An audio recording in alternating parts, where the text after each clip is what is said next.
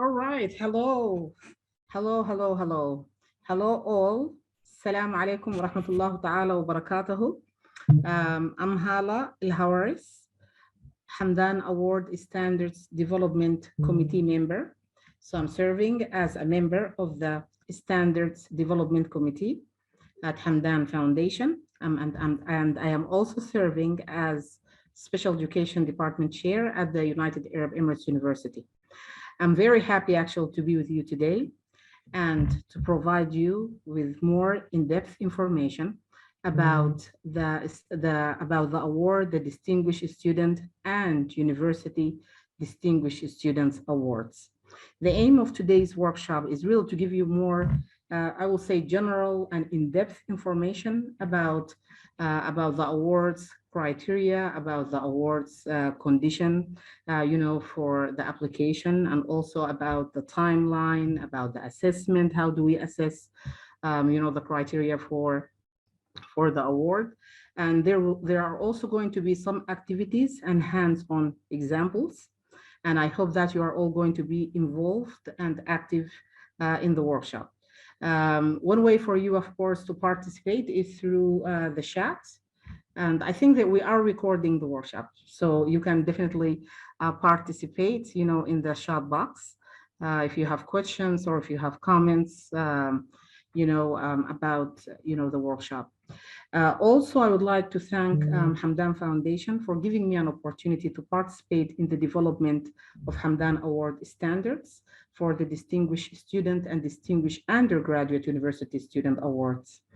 So let's start now by providing you an overview about the history of Hamdan Foundation. Mrs. Khawla, do you want to go ahead and share the screen, please? All right. Yeah, you can go. Can go for the slide view show, please. Wonderful. I do have some kind of technical difficulties, and maybe I'm not going to be able to see, the chat box all the time. So I will try to check it from time to time. But when I'm going to ask you questions, or if we have an activity, I will definitely check it, and to be able to look at your answers and interactions. Thank you very much for your understanding. All right, so now let's start by, if we can go to the second slide, Mrs. Khawla. Yes, about Hamdan bin Rashid Al Maktoum Award for the Distinguished Academic Performance. As you all know, it was established back in 1998 in Dubai. And at the beginning of the award, it was targeting actually the students, who are excellent in the area of academic, in the area of the academic or academic domains.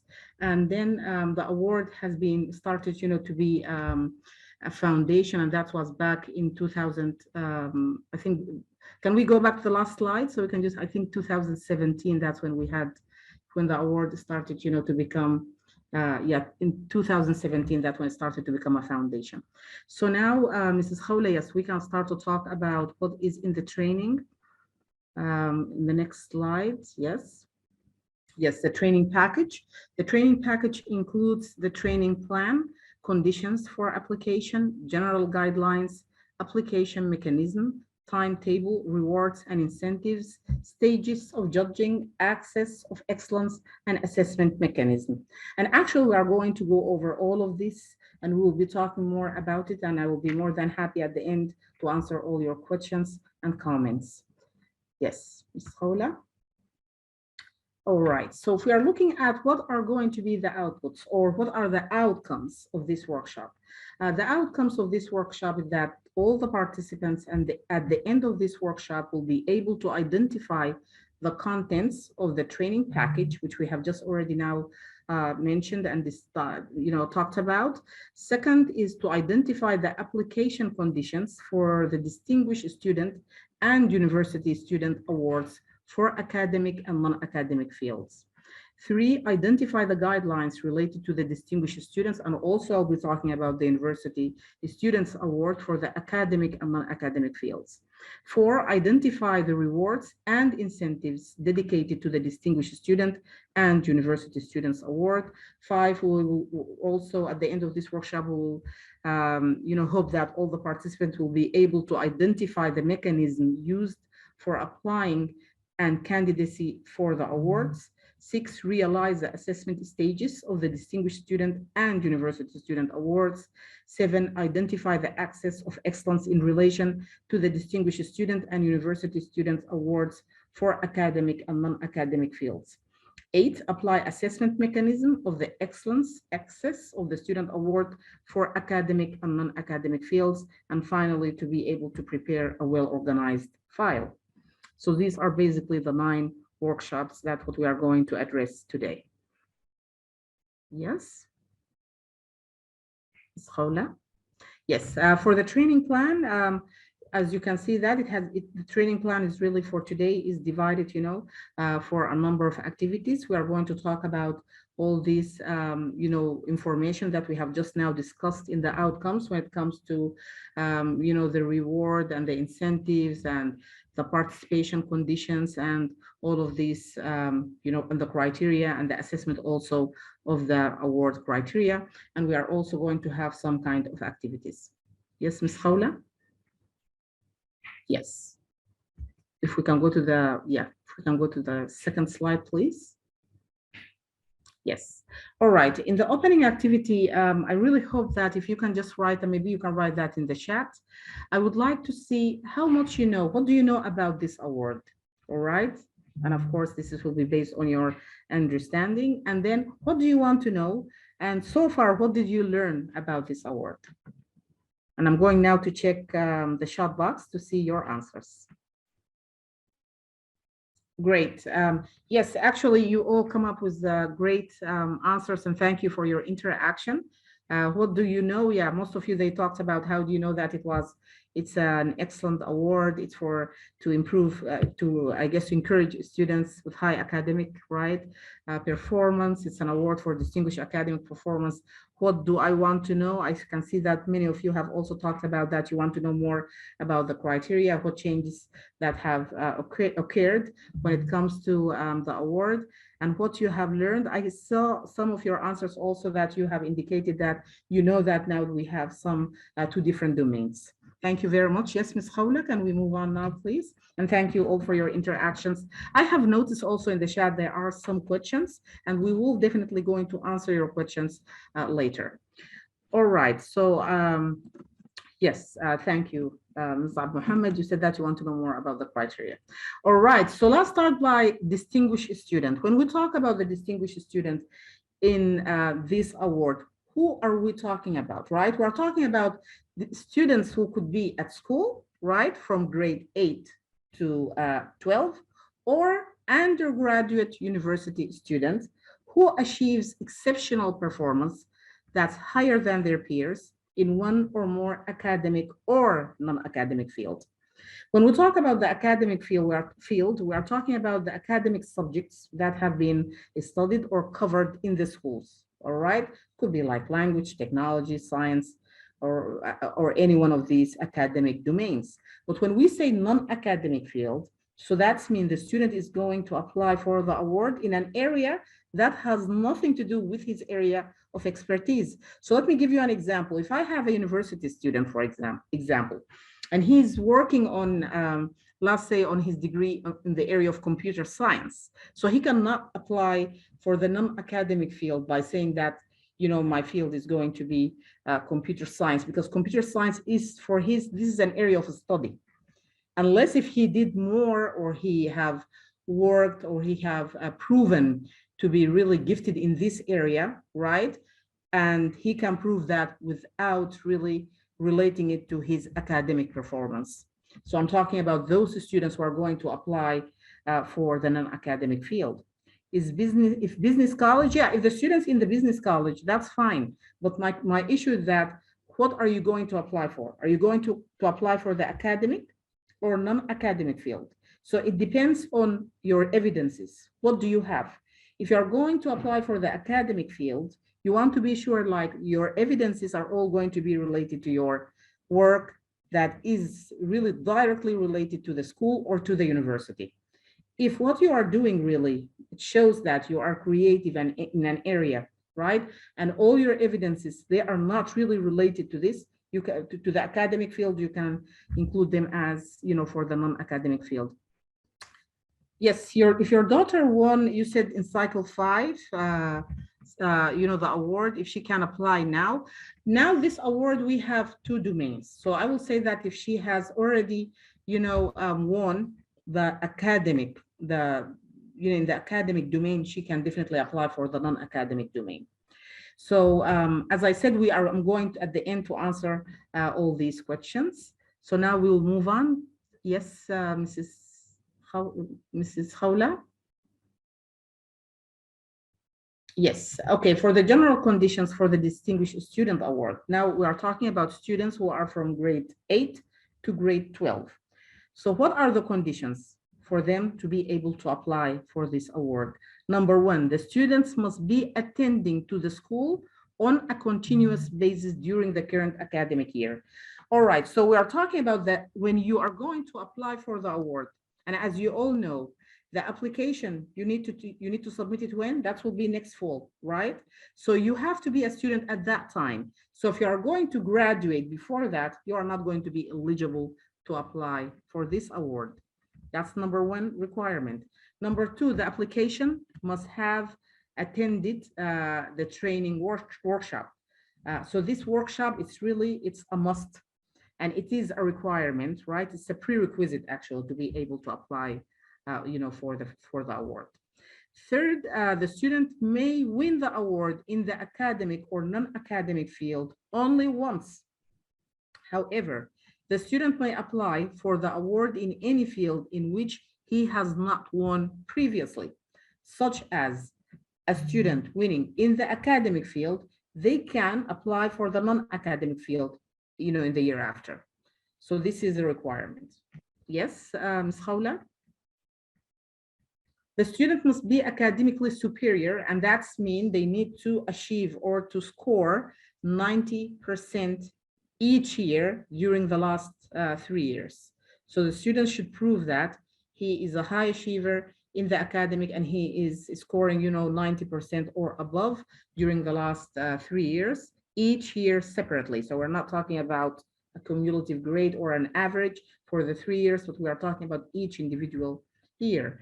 All right, the second, the student must be academically superior also, and we do have here a couple of conditions. For digital certificates, the total average for the academic subjects, right, shall not be less than 90% in each year. And for descriptive certificates, the students expected that their scores, they are going to be, like equivalent to excellent, right? So it has to be, again, there was going to be a way to change the descriptive certificate to be more like a numerical, and it has to be more like an excellent grade. So the students may also apply for the award in the distinguished student category from grade 8 to grade 12. Yes, Ms. Khawla? What about medical students? All students, they can apply. If you are an undergraduate medical students, you can definitely apply for this award. All right, so Ms. Khawla, can we go to number 4, please? Yeah, the students may also, I think we have, this is for the non-academic field. So earlier I talked to you about the 3 conditions for the students who are going to apply for the academic domain. If you are going to apply for the non-academic domain, first, you also have to have to be a high achiever in the area of academic. But now we're not expecting you to get 90%, right? 80% is a requirement. So the student must have scored not less than 80, and that's again for the last 3 years for each year separately. So at least the student should prove that he scored, a minimum or at least 80%. Okay, so the students also must have obtained certificates of winning or excellence in competition at the school, local, or international level. So here what we are referring to, if you're a student, you are going to apply for a non-academic domain. So that's mean you're going to tell us that I am excellent in another area, right? I am creative in another area that has nothing to do with the academic domain. So your proof should be that you have to have still high academic achievement, but it's 80%, not less than that. And you also have to prove that your excellence by winning or having an excellent certificate in the area of your creativity, for example, or your area of excellence. And then you have to prove that by providing us, of course, with certificates for the last, again, 3 years. And also there is another requirement that the student must attach a recommendation letter from an expert or expertise agency in the field of excellence or creativity. So if I said that I am going to apply for the non-academic domain in the area, let's say, of art, right?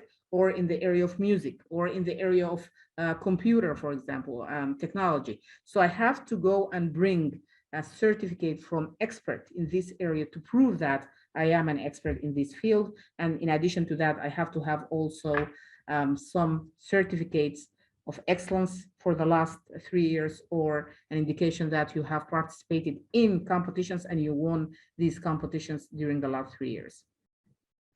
Actually, no, this workshop is going to be for both for the students and for university students, for both of them. Okay, for the special conditions for the students who are coming from, who are going to apply and who live in the Gulf region, Gulf countries, they can also apply, the GCC countries, they can also apply for this award, but the requirement is that they need to be from grade 10 to grade 12. Okay, so it's not like those who are going to apply from the United Arab Emirates. UAE students, or those who live in the United Arab Emirates, they can apply from grade 8 until grade 12. We're talking about the high school students, and of course also university students, they can apply for the university, for the undergraduate university distinguished award. But for students from the GCC, only from grade 11 to grade 12. That's number one requirement. Secondly, those who won the award may not participate again. Okay, so they don't have the option to apply again for another domain. Third, the students also must be a citizen of the applying country. So these are the requirements. Yes, Ms. Khawla? Okay, for the rewards and the incentives, for the students, the winner receives a cash reward of 30,000, and also they will receive an excellence trophy.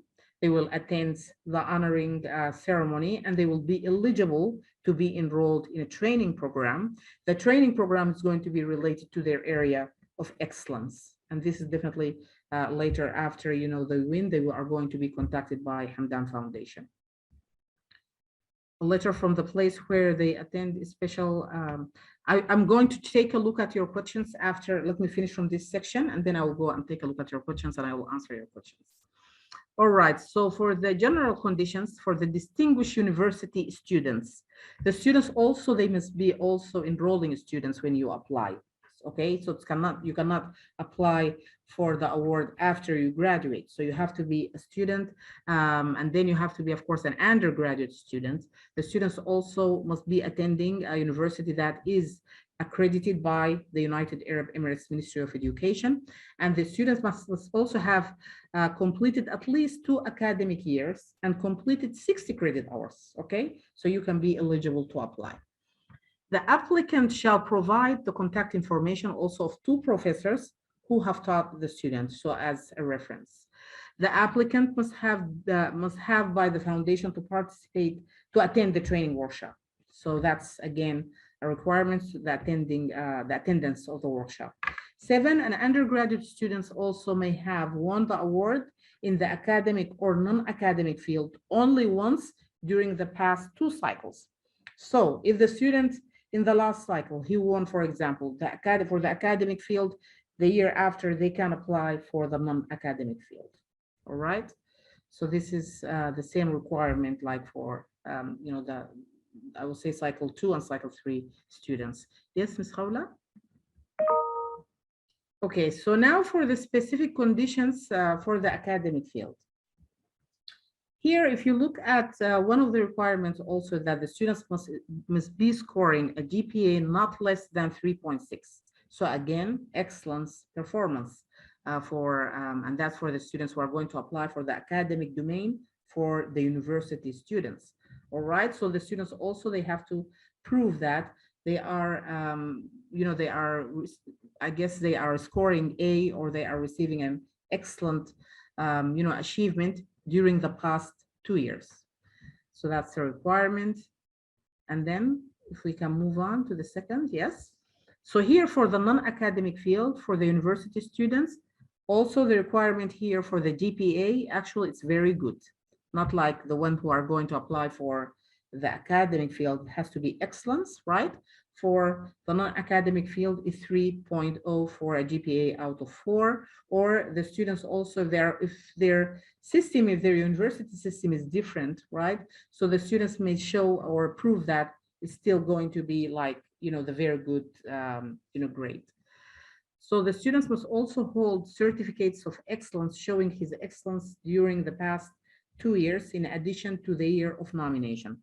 So again, here we are also talking about the non-academic field. So the students needs to show a proof that he is really excellent in this non-academic domain, right? By providing us with certificates, and it could be a certificate of excellence, or also if they are winning also competition in the area of the non-academic field, the students also will have, they can also prove that for the last 2 years and they can submit that. The students also must attach a nomination letter from an expert or expertise agency in the field of excellence. So that's the proof, and that's a must, because this is the only way that can, prove that the student is really excellent or he's really talented in this non-academic field. Yes. When it comes to the rewards and incentives for the university students, it's a little bit higher if you compare it to cycle 2 and cycle 3 students. So for the cash reward is 40,000, and also they will receive the trophy, they will attend the honoring ceremony, and they will also going to be eligible to be enrolled in a training program in their area of excellence or creativity. All right. Yes, okay. For the general guidelines, we expect that the students, the first step that they will take, definitely they need to visit the link of Hamdan Foundation, http, as you can see, tahkim.ha.ae, right? And that's where you need to apply and submit your application. Number 2, all submitted work shall constitute a property of the foundation. Number 3, the foundation may publish the content of the successful application, as an example, just to promote the best educational practices. But of course, will be published after the announcement of the results. Number 4, the nominee shall complete the award nomination form subject to the conditions. So there are some conditions for the number of the words, and there are also some conditions for the number of the attachments. So you need to ensure that you are adhere to these requirements. And finally, the application shall provide an introductory summary for each of the axes of excellence and their dimensions under the nomination application. So the total number of words for the summary, it's 100. So the students should not write more than 100 words when they are going to provide like a brief summary or description about, their areas of excellence. Yes. Number 6 guideline. Okay, so here the proof, the documents all shall, again, they have to be limited to the last 3 years or 2 years for the university students. For cycle 2, cycle 3 students, for the last 3 years, right? And then for number 7, the applicant shall ensure that all documents and proofs are approved, stamped, and dated. Okay, number 8, please keep and provide all proofs and documents if requested by the jury, because you may be, the jury may ask you for more clarification, more information. So if you have more than what you need, you just need to keep them. Or maybe you need to write a note or something like you have more additional evidences and they can be ready, upon request, something like that. All right, so for number 9, the more authorities issuing the certificates, proofs, and attachments, and their levels, the higher score is granted. We are going to talk about that more when we are going to see the assessment and how the jury are going to assess the students' evidences and work. And finally, the size of the attachments and the number of required proofs must be compiled in respect of each dimension. So what is expected that for each dimension of the axis of excellence should not exceed 7 attachments per dimension. And then you are going to see that when I'm going to share with you the assessment and the rubric, you will see the dimensions. So for each individual dimension, you can submit up to 7 evidences. All right? Yes? Okay.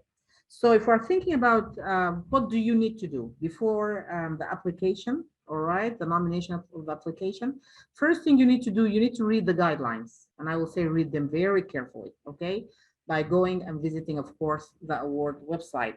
Second, you need to revise the access of assessment. And this is what we are going to talk about at the end. This is very important because based on the data that we have in the rubric, that what is going to be used by the jury, it will tell you how can you get a higher score, how many evidences do you need to include, all right, how many what type of evidences that they are going to be scored higher. So you can really think and decide on what to include and what not to include. And especially now you do have a limit when it comes to the number of evidences and attachments.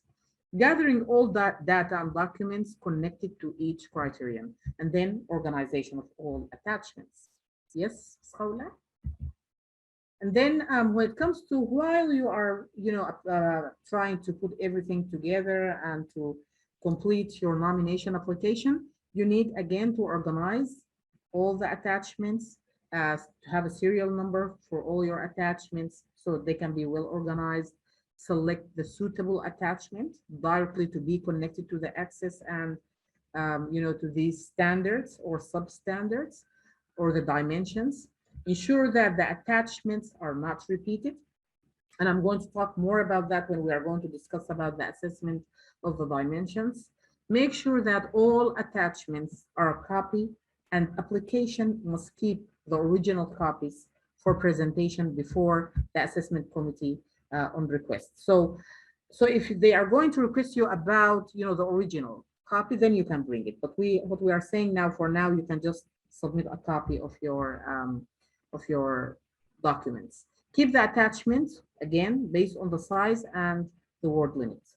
And if we can move on to the second slide, so we can see what do you need to do after you complete your application. First, ensure the nomination application is filled, that you complete everything. Second, ensure that the data and documents are relevant to each criterion. And this is really important because if it doesn't fit, if it's not suitable, if it's not appropriate, it's not going to be counted, right?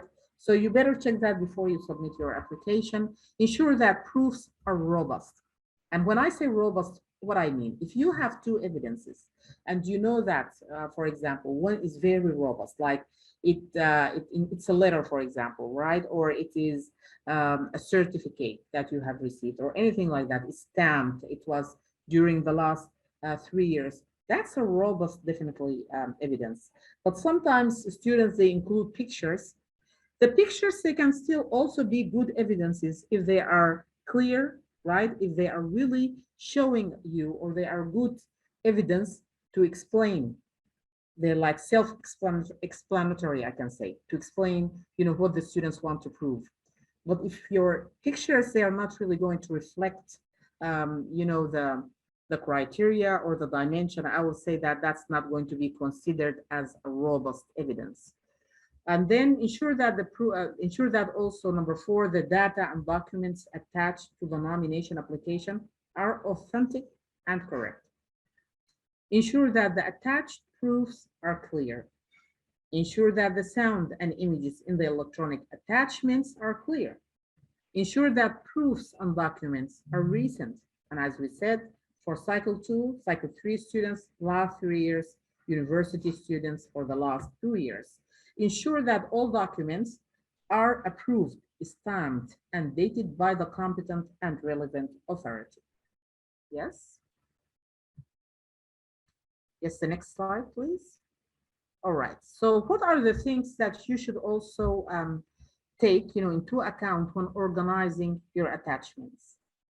Always remember that the more stronger your attachment and your evidence, the higher score you will get. That's number 1. If you have material clarifications, more information, more explanation, you can include them with the same attachment, if possible, of course. But I mean that if it's not going to exceed the number of attachments. but you can include it with the same attachment. Or, so what I'm trying to say, you don't want to have another or additional attachment because, as you know, the number of evidences is limited. All submitted work document and proof shall be also the property, as we talked about it before. They are going to be the property of Hamdan Foundation. The diversity of the grantors of certificates, proofs, and attachments is preferable. So, I mean, like if you have certificates, let's say all your certificates, they are all coming from one club, right? Or they are all coming from one center, that's actually will not help you, right? So it's better for you to diversify these certificates and to try to show that you are really excellent by participating in different centers, in different competitions, and so on. All right, so now for number 5, higher scores are granted when the grantors of the proofs are diversified, and that's more like number 4. The proofs issued by the private centers or institutes are calculated within the school level. So if you are going to submit any proof from private centers, okay, from the United Arab Emirates, they are not going to be considered, even if what you did is at the local or at the community level, we are still going to consider it as a school level because it's not coming from a governmental authority or governmental center or institute. In case of joint work, the student must attach proof of his active role. And this is very important because if you are not going to be able to prove that you have really contributed to this work and you have really made significant addition or contributions, you definitely are not going to get the full mark in this specific dimension. Avoid including more than one proof in a single electronic attachment for the attachment clarity. So always try to include, one electronic attachment. Use known audiovisual programs of the recorded proof. And the number of attachments also, as I indicated earlier, so you need to be sure that you are going to adhere to all these requirements when it comes to the number of attachments, number of the words. Yes, Mrs. Khawla? All right, so if we're talking about the application journey, so you will starting with attending the training workshop, then we are going to have the applicant. So that will be number 1, and that's what you are doing now. That's great. And the second thing will be the applicant shall apply for the award via the foundation website. Third, we'll have the judge. For the judge, we have 2 levels, right? We have the theoretical judging, and then we have the field judging. The theoretical, that's when we will have the jury who are going to review your application. Of course, that will be against the rubric and the assessment of all these, dimensions. And then also, if you are going to be, if you will get a specific score, right, then you are going to be, I guess, recommended for the second level of the judge, and that will be the interview, right? And then for the personal interview, you are going to be interviewed by a number from the jury committee. It'll be 2, 3 of them, and then you are going to be asked to talk about your area of excellence, and then they are going to ask you some questions. All right, so finally, there's going to be the announcement of the results. And yes, and we can, yeah, you can keep going. I have already talked about that, Ms. Khawla. Yeah, these are the same stages. So if we can go to the second slide, please. I have already talked about the initial assessment and about the personal interview. Yes, let's go to the third. If you can keep going, yes. All right, so now actually, yeah, let's keep going. All right, so now we have an activity. In your opinion, what is the difference between the academic and non-academic field? Maybe you can write this in the chat. Let me see if I can open the chat.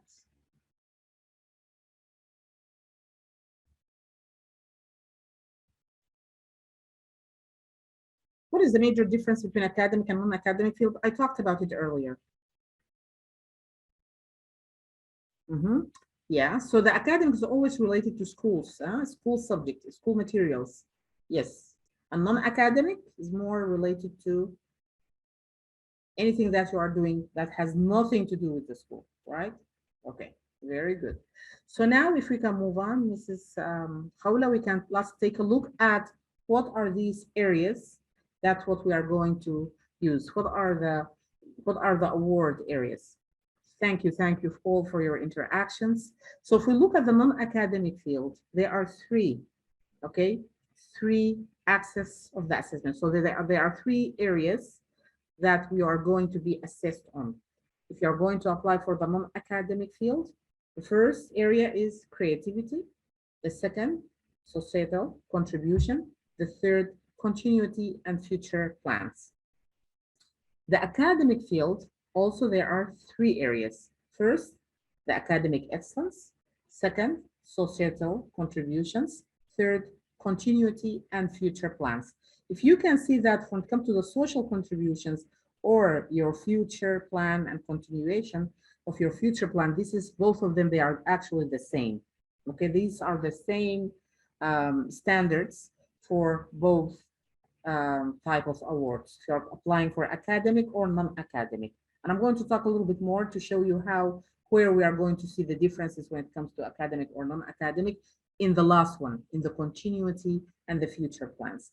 But truly the area that you will see the major difference that for the two areas is the first criteria, and that's the creativity.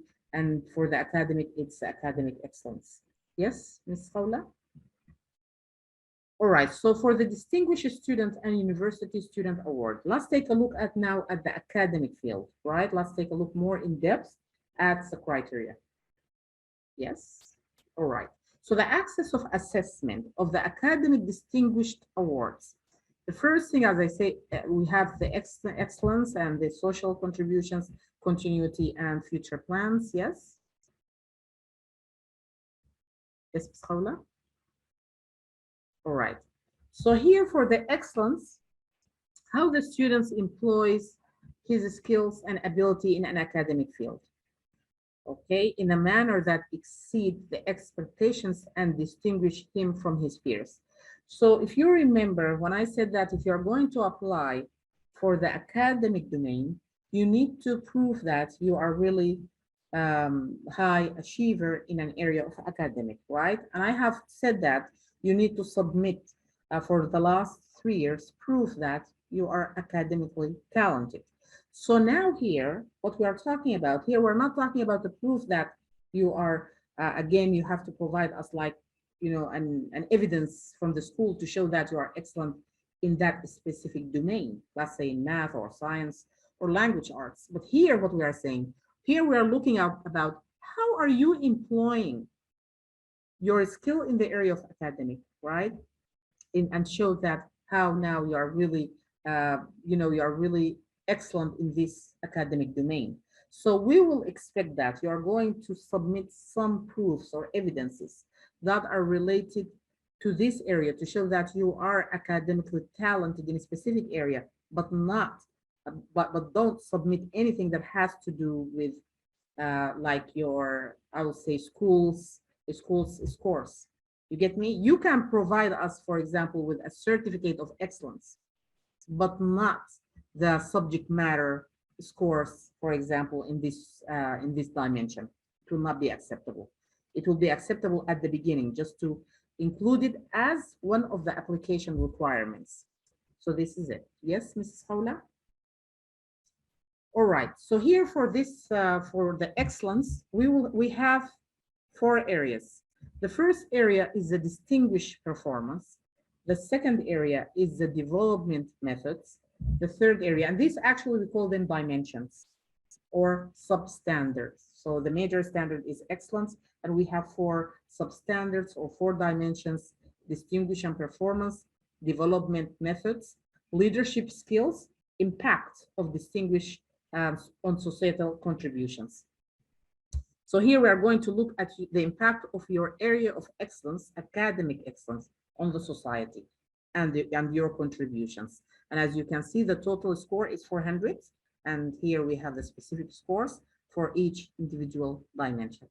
Yes, Khawla? Let's take a look at each one now, more in depth. So if we look at the excellence, all right, this axis evaluates the student's distinguished performance in certain academic field in which he achieved advanced position and remarkable superiority higher than his peers at the school or university level. So of course, that's if we're thinking about the students who are going to apply at the university level. Okay, so and that will be, so here the students, what they are going to submit, they will submit could be a certificate, as I indicated earlier. They won, for example, an award, in a competition. It could be at the school level, it could be at local, community or local level, or at the international level. So this is what we expect to be as an evidence for the distinguished performance dimension. Yes, Saula? Then we have the second domain, and that's the development methods. Here, what is expected is that the student is going to show us, right, to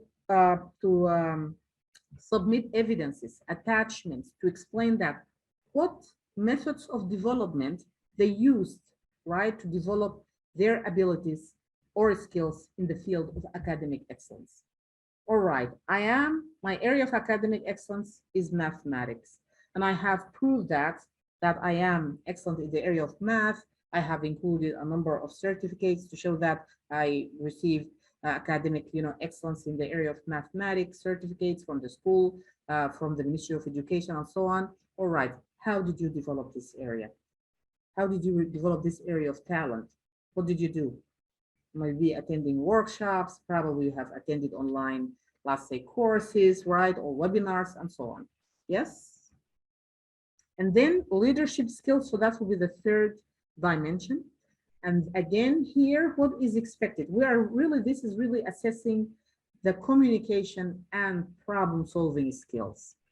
And why the focus now only on these two skills? And as you all know, if we think about leadership may include a number, right? Hundreds of skills, organization skills, time management skills. I mean, not many skills. But if we think about communication and problem solving skills, and that was, based on research, these are the two major skills that always you'll find them in the leaders. And most of the other skills, if we think about, conflict resolutions or the management skills or, organization skills, they are all also implicitly, you'll find them as part of these two major skills. Yes. So, and then the impact of distinguished societal contributions. And here what we are talking about the impact of the student's academic excellence on the society. I am excellent in the area of math, right? I have already included my area of how did I develop the method of development. I have already included proof that I have great communication skills and problem solving skills. So now what you need to do, you need to also include some evidences in this dimension to show the impact of your academically talented in this specific area, let's say mathematics, and how did you impact the society? All right, so this is it. Yes, definitely technology, literature, they can be a valid non-academic area. If they are not, if the proof that you are going to provide, they are not going to be related to the schools. All right, so now let's take a look at activity number 3. Answer with yes or no. All right, so let's take a look at each one, and then maybe you can just through the chat you can write your answers. So here the students, if we're looking at the students' achievement, okay, of advanced position in the academic field. If you remember when I talked to you earlier, I told you what we expect to see in this dimension. So what should the students submit? Academic excellence, a certificate of academic excellence. Will that be okay? Yes, yes, yes.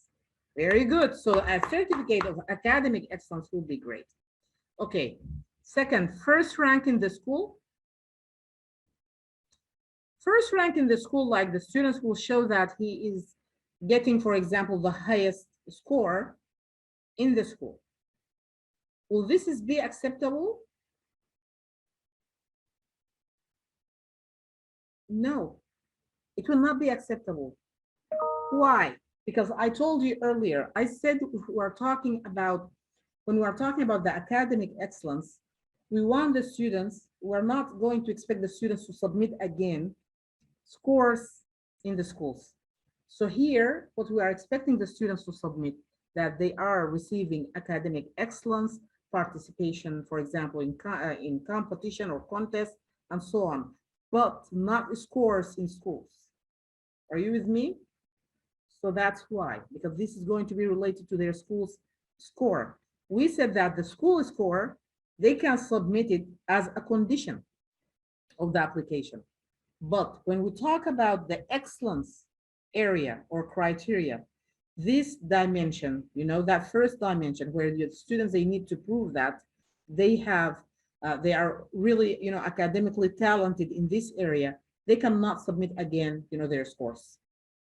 So they can, but they can provide, like a certificate of excellence, but not their scores in the subject matter. Okay, number 3, entering the student's name. I'm sorry, can we go back? Entering the student's name in the list of distinguished students in mathematics. Yes, correct. Because here will be the students in the list. So that's acceptable. Second rank in the International Swimming Award. Number 4, no. Yes, no, no, no, no, no. Finally, students team. Of course, no, the last one. Yeah, football competition has nothing to do with academic. Yes, so let's move on.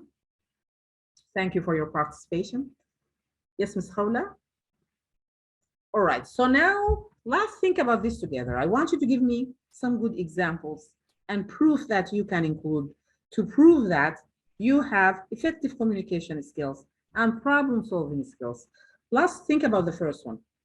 Give me some evidence. And remember, you need to provide us with the robust evidence, with the good evidence to prove to the jury that you do have an effective communication skill.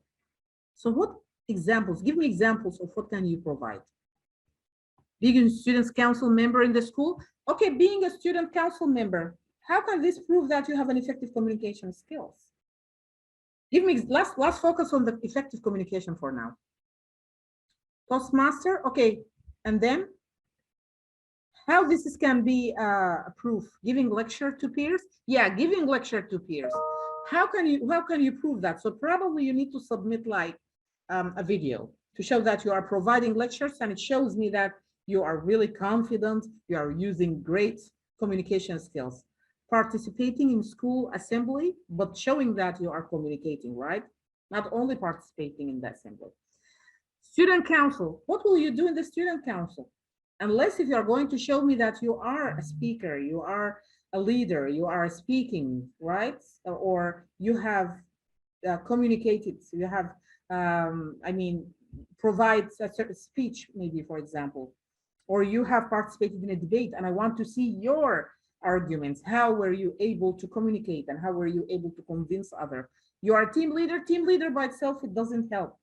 You need to provide us with the evidence how you are a good communicator. How can you communicate very well? How can you, transfer, the message? How you can convince others? You get me? So deputy head at school also is not enough. You need to provide, maybe in this letter, if you're going to provide a letter from the school, maybe they need to write that you are a deputy head of the school and you have the ability to communicate, to deliver the messages, and so on. And of course, if you think about the communication, we can think about it from the two types. We do have verbal and non-verbal types of communication, right? So you just need to ensure that your proof and evidence is going to be directly related to that. Okay, what about the problem solving? Yeah, public speaking is a great example. Problem solving, can you give me other examples for problem solving? What can you provide, the jury? Model United Nations. So give me more, tell me more information so you can provide us. Can competitions, okay. Can competitions, what is this for? We're talking about effective communication. Participation certificates in what? You need to be very specific. Helping special needs students. Helping special needs students, so the evidence will be like where was the student, or maybe a letter from the student, or maybe a letter from the student's parents or a teacher to show that you were able to solve a problem, right? You were able to help the students to overcome a certain kind of problems that they were facing in their academics. So do you get my point? So you need to prove that you do have the problem solving skills. You have solved a problem. You have, there was a conflict and you were able to solve this issue, right? But you need to prove it. And mostly if we think about it, it could be through letters. Maybe you can bring a letter of recommendations from teachers, maybe from other students to prove that you have really, you were able to solve certain problems and so on. So you need to be creative and think about what you have done. And I'm sure that most of you have been engaged in activities and you were definitely an effective problem solver, but you need to prove that. Discussing community issues with relevant officials, only discussion will not support you. You need to prove that you came up with solutions. Problem solving, so you have to show that you solve it, you come up with solutions, right? So this is what we are expecting. Teaching languages for small children, yes, but you need to show that the students were struggling, like learners, for example, or they are struggling with specific, say, for example, a pronunciation of a specific letter, and you can show that what did you do, how did you train them to solve this problem? So that will be a good example. Yes, let's move on. Innovative solutions in hackathon competitions. Yes, that will be a great example, actually. Also for the Emirates Environmental Group. Problem solving, yeah, but you need to explain what did you do? Yeah, I know it is, there are problem has to do with the environment and the pollution, right? But yeah, it will be good for the letter to show that your participation was really related to this. So yeah, good. Very good examples. Thank you very much again for your interaction and participation. And let me move on now to the second axis, and that's related to again, your social contribution and what did you do? So now we finished from the first one. We finished from the excellence, yeah? The excellence, we have 4 dimensions. For the second one, the societal contributions, they are the voluntary initiatives and efforts undertaken by the students, driven by his sense of social responsibilities towards his society. So now what we are talking about? We're talking about here, this is actually the second I will say criteria that is the same actually for those who are going to apply for academic or non-academic domain. What is really important is that to remember that this has nothing to do with your area of excellence. Okay, this is here about something that you did for just a voluntarily. This is your contribution to the society, your sense of social responsibility toward your society. What did you do? Okay, what initiatives that you have taken, what efforts that you have been involved in. So here, this is just something that you did, and it has nothing to do with your area of excellence. Yes, Mrs. Khawla, let's take a look at the dimensions that are related to this area. First, you need to identify the initiative and its societal field. So, okay, what initiative did you do? Let's say, for example, if you said, I want to prevent, let's say, air pollution. Okay, so if this is my initiative, preventing air pollution, right? So that will be the title of my initiative. So you need to write maybe a couple of sentences, and you are going to see that in the application there is a place, a box where you need to write a summary, and that you will explain to identify it. And then you need to explain also to which field. Are you really doing it for the society, or are you really focusing maybe only at the school level or at the class level? So that's fine, but you just need to explain that. All right, so can we move on to the second dimension, please? The second dimension will be identifying the efforts made under the initiative. All right, so my initiative is, as I said, what? It's related to preventing air pollution. So now you need to explain, okay, what efforts did I do? What activities that you were engaged in to support or to prevent the air pollution. Yes. Can we go on? Yeah, to the third one, please. Yeah, the third one is the impact of distinguished societal contribution. So now you have an initiative, you have started already, you have some development, you have already developed your initiative, you have already shared with us your activities that you have done, right? So now what about the impact? The impact of the implementation of this initiative, right? On the students at your personal level, and also you need to share with us at your school or university or at the local or at the external society. So you need to explain it at all these levels, school at your level, personal level, and then also at the society or the school or at the international level. And of course, when the level becomes like wider, your impact, the more higher grade scores you will get. Yes. What about okay? Now we have another activity, and here what it's a group activity, but of course because now maybe with the webinar, the use of the we are using Zoom webinar, maybe it will be difficult really to have you in groups. But what I will ask you to do, probably I'll give you like 5 minutes for you to think about it individually, and then you can share your responses through the chat box. Okay, so what you are expected to do now, you need to propose an initiative, right? And I hope maybe something that you have already been involved in. So you can write down what is the initiative, and explain what efforts that you made to make the initiative a success, or to be able to implement, of course, your initiative in a successful manner.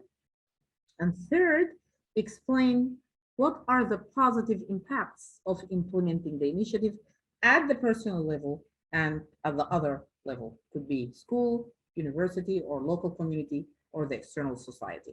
So I would really appreciate it maybe if you can just if you can maybe, I don't know if you can do that maybe in the chat box, like have a small table where you can show the initiative, your efforts, impact, and then you can show the impact at your personal level, and then impact, let's say at the community level. That could be a school or community or international. All right. So now I will give you 5 minutes to prepare this, and I will come back in 5 minutes, and I will hope that you can share with me your responses through the chat box. All right. Thank you for those of you who have started to share their initiatives and their impact. But still, I need to know more about your efforts. Like, for example, now I can see Nihan. You have said your initiative distribution of unused medicines were collected from the neighborhood.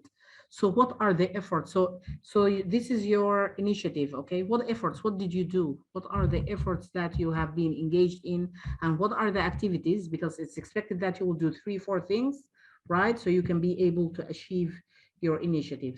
The impact, also, okay, we were able to lend a helping hand to the distressed people, very good.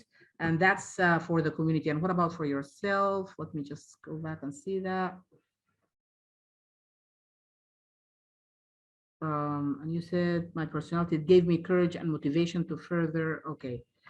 Yeah, but again, courage and motivation, how can you prove that? So always, I just want you always to think about the evidence, right? When you are going to say anything, you always need to consider, the evidence that you are going to provide. So be sure that whatever you're going to say, you need to you need to be able to prove it. All right, so now let me see here, Musab Muhammad. You said my initiative is to help intellectually disabled students with their academics. All right, so the efforts, finding disabled students from your school or localities, helping them, teaching them. Okay, so finding them, so that's mean, are you going to contact? So if you are going to contact people to ask school teachers or school principals, or you are going to ask people in your community, maybe that's what you can say, because Here you want to show us the effort, and I can see that there is a great effort if you are going, for example, to prepare, like, let's say, a flyer, right, about help children with intellectual disabilities, and then you are going to, let's say, go to different places, different rehabilitation centers, contact schools, contact community and neighborhood. Here, people, we can see the efforts.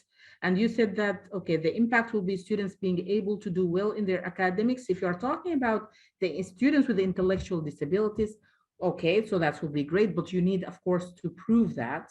You need to show us that how the students were doing, and based on your initiative, how they are doing now. So we need to see an evidence of their improvement in their academic achievement, or maybe a letter will come from the school teacher, and so on.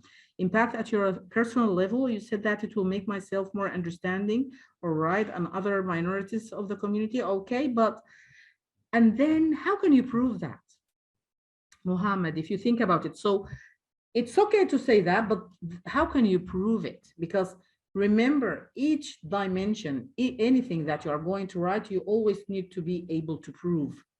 Okay, so I don't know how you can prove that you now have more understanding about that. So think about it. All right, so let's take a look at other examples. Okay, here I have another one from Prahan. Our initiative is to reduce poverty. Okay, and then the efforts, I have donated and raised a kind of fundraiser at the school to collect rice, gram, blah, blah. Okay, good. I did this with collaboration of a non-profit organization from India. Wonderful. Okay, so this is good because here I can see that's easy. You can provide good evidence to show the efforts that you were being, or the activities that you were engaged in, to help you to have a successful initiative, or to be able to reduce the poverty. Okay, what is the impact? This has helped a lot of people finding food in my society. Again, how you are going to prove that? So you need to think about it later. Maybe you need a letter from this nonprofit organization, or those people who they have, who they receive the help. Probably they can write a letter, right? A thank you letter to you, and so on. I have received, you said I received. Oh, okay. So here it is. Thank you very much. And what about at your personal level? So you need to also to consider that. All right. So now I'm going just to take a couple more. I have here also another one. Initiative working for better of a special able people. Okay, so the efforts, that's by what Muhammad Ali, and you said that the effort that I started volunteering for an NGO and participated in many events, scripted and directed awareness video, and also working on my project of creating a safety system. Okay, for students with visual impairment. All right, so I can see a lot of efforts here. A positive impact, you said that has made me more humble and thankful than earlier, but remember, how can you prove that you are now more humble? That's going to be difficult. So you may need to think about what are other areas that it has enhanced, you at the personal level, and so on. So also, we have the last one is plant a tree, save the future. All right, so that's an initiative. The students, what are the efforts? So this initiative was taken by me to promote well-being for our planet, as scientific research has shown that. So, all right, I took this initiative up in social media to raise awareness. Okay, so this is, see, the use of the social media. That's a good example of an effort that you are going to be engaged in, to talk about how you can plant the trees, how you can help save the planet. Great. People from all over the world appreciate this. And how can you prove that? Maybe having their comments, right? On the social media, that will be a good proof, probably. I believe that if this is taken up by everyone around the world, we can, oh yeah, definitely we can have a better future. Thank you, Hannah, for this. But you definitely need also to include at your personal level how this initiative really is supporting you. Thank you very much for all of you, and thank you really very much for your interaction. But now I need to move on to our second slide, because due to the time, as you know, we just have very limited time, so I'm not going to be able to read all of them, but thank you very much for all your participation. Okay, spreading learning skills for free, that's a good idea. Yeah, You can do that, but yeah, you need to ensure that you have very good efforts and to explain how you are going to be able to do it. So let's take a look at some examples. We can consider them as good examples for this, for the social contributions. Let's take a look at it. Ms. Khawla. So if we take a look at this example here, a student, what she said that give your back to others. That was her initiative. And she received a letter. And as you can see, the letter is stamped. It's 2018. And it was really coming from, I guess, the manager, right, of this center. And it shows that the student was really part of this. And she and her initiative was the best actually volunteering initiative inside the year 2018. So that's a very good proof and evidence, and I will consider that as a robust evidence. Yes. Then also we have another good example of the impact of the contributions on the student's personality. What she said, this is enhanced and improved my communication skills, right? And it qualifies me to apply for the volunteering work and community service event. So because now she was able to communicate well, right? So she was able now to volunteer for community service and for other volunteering work. So it makes sense. If I did something that improved my communication skills, definitely that's can help me, right, to participate in more activities. So here she has also included some letters. As you can see, they are stamped. They are, we have the signature, we have the dates. They are 2021, recent, and everything. And they are coming also again from the center, Muhammad bin Hamd Award for voluntary work. So it shows that the student was really active and she was participating, and actually that's what they are saying, that her work, her presentation, it was really distinguished. So that's a very good example. Yes. We have another initiative also, the impact on the initiative on the school and local and at the international community. Well, the students also, her initiative is give your back to others. So what she did, she collected 400 bags, okay, and then she shared them and she distributed them to local income families. And she said she did that at the local level, and also she sent them to Yemen, and she has letters to prove that. So that's a very good example to show the impact of the initiative, right, at the local and also at the international level. Yes, can we move on, please? All right, so that's also another example of the impact of the contribution on the school, local, and international community. And the students' initiative is Be of Help. And she was also talking about how she was able to generate the participation of 165 students, teachers, and parents to help and support others. And it seems like she's not the only one, but she did this in a group. But again, her name is there. It was clear that she was engaged, in this, and that was very clear by, from the letter. So what is really important is that, like, if you say that, at the international level, you need to prove that, right? You need to provide a letter from that international country to prove that your work has an impact at the international level. All right, so let's take a look at the third axis. And here now we are going to look, and that's the last one. Remember, we said there are three criteria: societal contribution, and academic excellence, and continuity and future plans.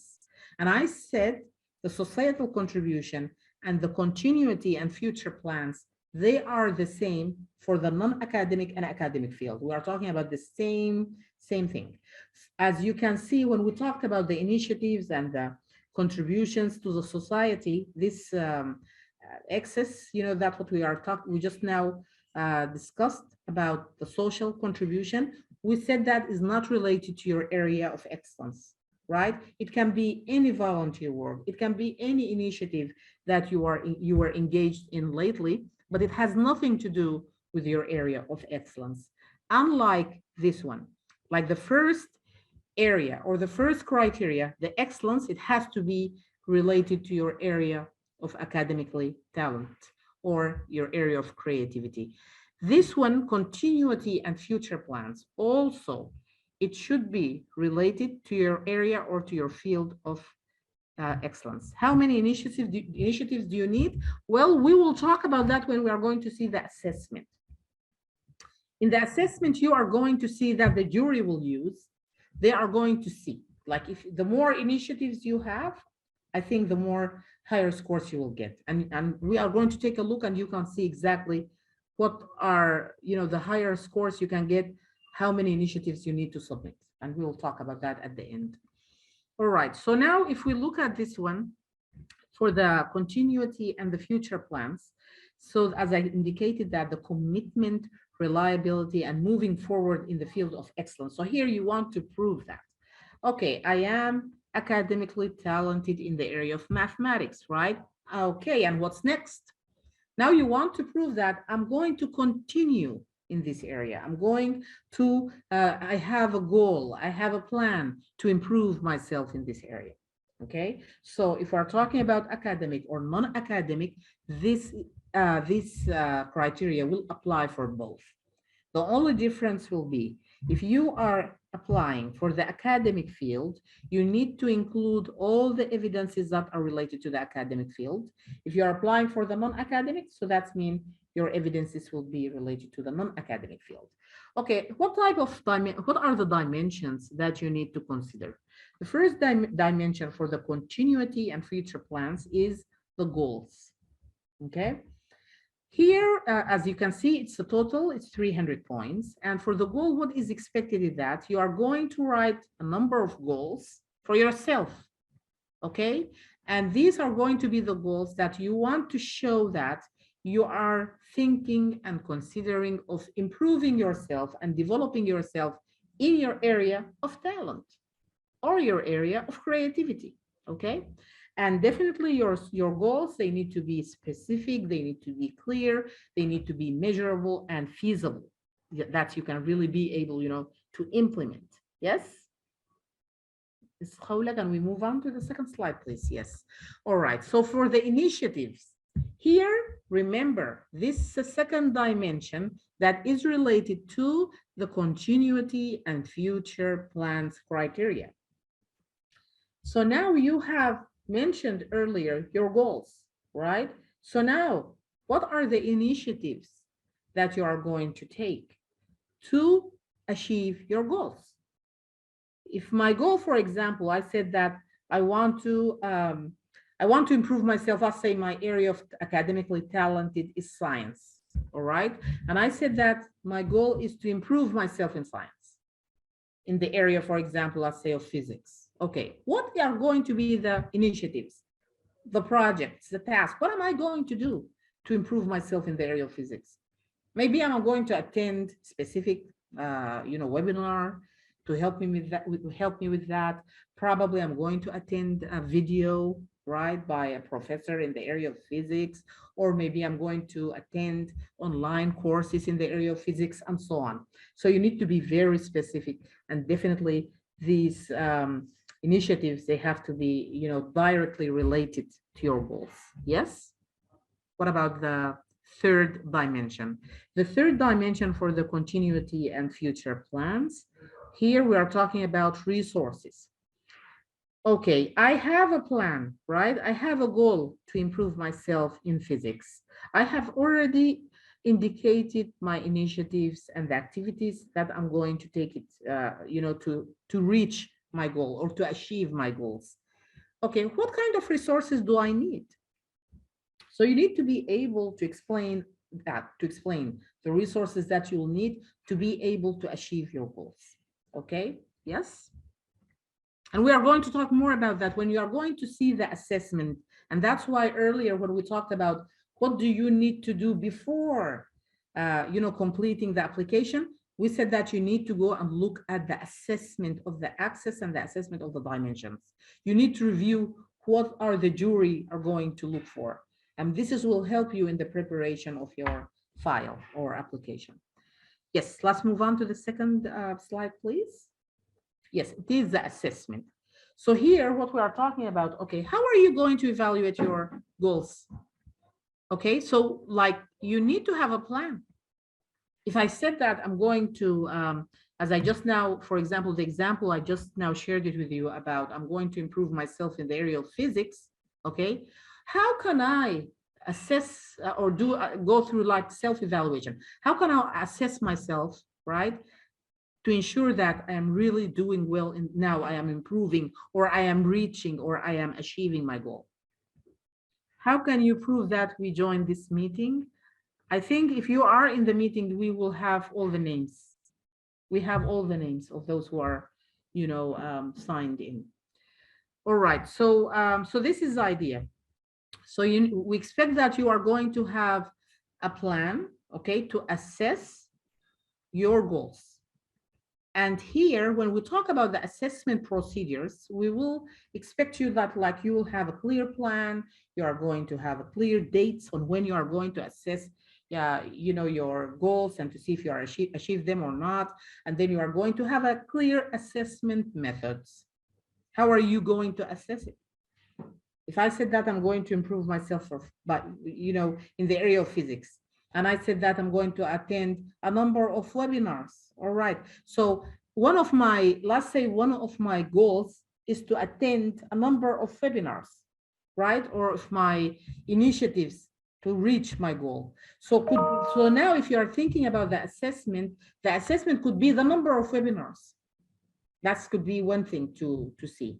Or you can also look at the assessment from the perspective of the goal, of the achieving the goal.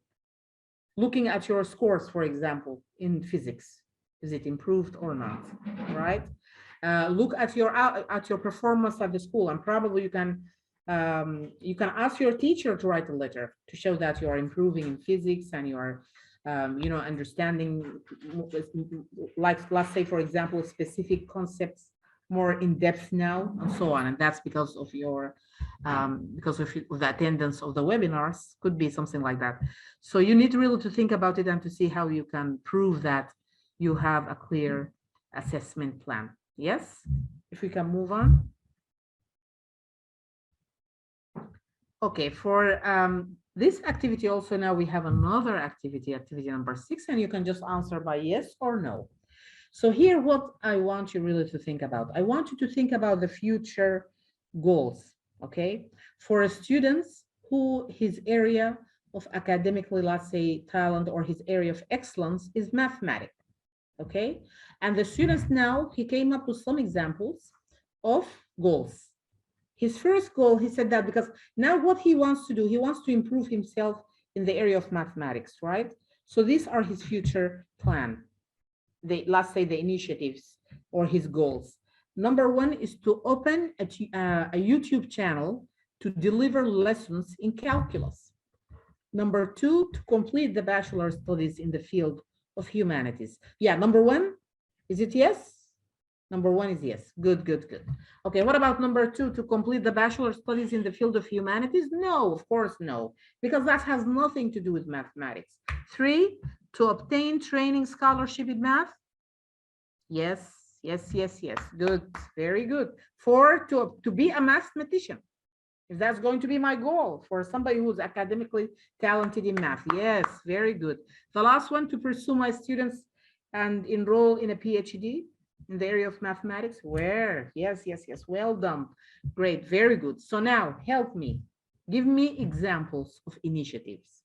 Let's take a look at the first goal. Let's imagine if the first one, that's the student first goal, okay, for his future plan to improve himself in the area of mathematics. If I said that my first goal is to open a YouTube channel to deliver lessons in the area of calculus, all right? Now give me examples of initiative. What could be an initiative that I can do to help me to reach or to achieve this goal? Write it down, please. Give me one initiative, one example of an initiative that the students can do. Learn video editing. Yay, great job. Yes, well done. What else? Another example? To buy a camera? Okay, that's a good example, yeah. So here you are trying to prepare your things, right? That you are going to need to be able to open the YouTube channel. Very good. So this could be a good initiative. What about the assessment? Learn the media skills, all right, okay. Improve my technological skills. Yes. Learn how to design. I lost that one. All right. So what about the assessment? You remember we have a dimension, it says assessment. How can the student assess that himself or assess that he is able to reach this goal or to achieve this goal? Yes, okay. The assessment, give me an example.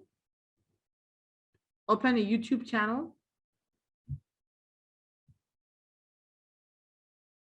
Number of subscribers and views. So that could be my assessment. And that will be an assessment to show that, what I'm doing is, that has an impact, right?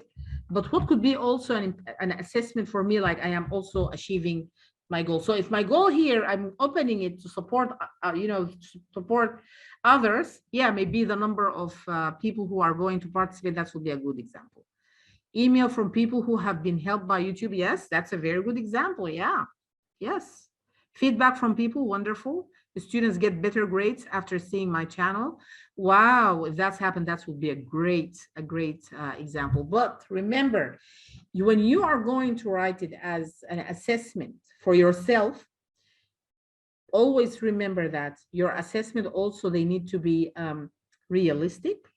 They need to be something that can be really done, something that you can really assess, right? So something you can really, like, it's observable, it's measurable, it's clear, it's specific. So all these characteristics, you need to be sure that when you are going to come up with an assessment plan, that's going to be clear. Thank you very much. And actually you did really well. Okay, high numbers, yeah, of the views. Yep, very good. Wonderful. Yes, wonderful. Yes, can we move on now? Yes, all right. So now it's time for the break. So let's take, I will say 20 minutes break. So let's come back at 5 o'clock. All right. And then, so we can continue. And maybe during this time, I will check also your questions and I will answer some of your questions. Okay. Thank you very much. We will be back at 5 o'clock. Assalamu alaikum. Hello. Hi, everyone. Welcome back. All right. So, Ms. Khawla, can we continue now, please? Let's move on to the second slide. Yes. All right. So now what we are going to talk about, we are going to talk about the Distinguished Students and University Student Awards for the non-academic field. So earlier what I talked about the academic field. And if you remember, we talked about the 3 areas. Can you hear me, please? Says فقط بالإنجليزي. Yes, this workshop today is in the English. It's going to be presented in English, yes. All right, so what we are going to talk about, we are going to talk about the 3 areas for the students who are going to apply now for the non-academic fields. All right, so as I said earlier, if you are applying for the academic, if you remember, we talked about there are 3 areas that you need to consider. If you remember, the academic excellence, right? And we talked about the social contribution and about the continuity and future plans. All right, so now we're going to talk about the non-academic field. Yes, let's move on to the second slide, please. Non-academic, we mean like if you are talented, let's say, okay, or in an area that is not related to academic. So let's say, for example, I can be gifted, for example, in the area of language, all right? And I can be also, I mean, if you think about it, it can go to the area of academic and non-academic. The difference will be like, if you are going to go for the academic area, so that's mean you have to prove that you were academically talented by including all those scores, to show that you have being a high achiever, right, in the schools, and then you have to show that you have also received academic excellence and distinction, let's say certificates in the area of the academic achievement, and all the evidences that you are going to provide, they are going to be related to the school. They're going to be related to your work and your academic performance. For those students who are going to apply to the non-academic domain, so let's say, so they can submit, for example, examples like they were able to write, for example, stories. Like, for example, I can say that I can apply for the non-academic areas, and my area of talent could be writing stories. You get me? And then here I can prove it with different evidences that are not really related or directly related to a subject matter in the school. So this is what do we mean? This is a difference.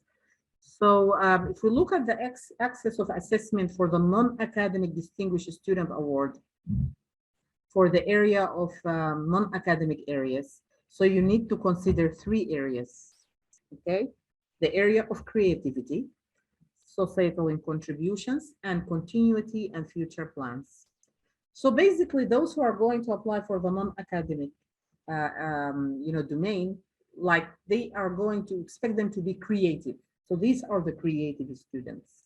Like if I am creative in the area of language arts, if I am creative in the area of fine arts, if I'm creative in the area of sports. So it's more about creativity, okay, rather than academically talented. So that's a difference. All right, so now if we can move on, let's take a look more in depth at each individual dimension. So for the creativity means modernity, originality, and social value added in any area of life in general, and the ability to find new solutions, new ideas, new methods, and use them in a positive, innovative, unique, and unfamiliar manner.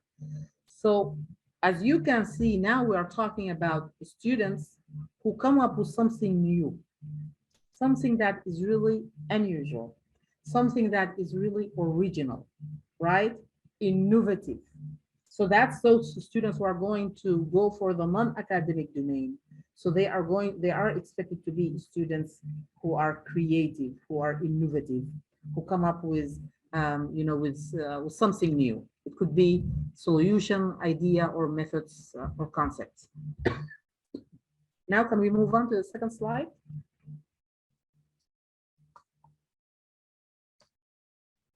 Okay, so if we look at the access of assessment for the creativity, as we said that we have the field. Now we're looking at the criteria of creativity, right? So creativity, how is it going to be assessed? It will be assessed by these three dimensions or sub criteria, if you want to call creativity, if you look at it as the one criteria. So first you need to describe the field of creativity. Second, you need to show that your product. Third, you need to provide us with evidence. I always say us, but I mean to the jury committee with the social value. So you need to provide the jury committee, or you need to attach, with your application, evidences to show the social value for your creativity. So let's move on and let's take a look at, if we can look at the second slide, please. Yes. So the field of creativity. So what are we expecting to see here, or what the student is expected to write, right, in this field?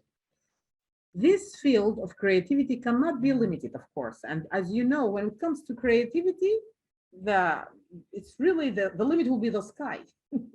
So here you can say, for example, it can be the technological. You can say my area of creativity is technology, right?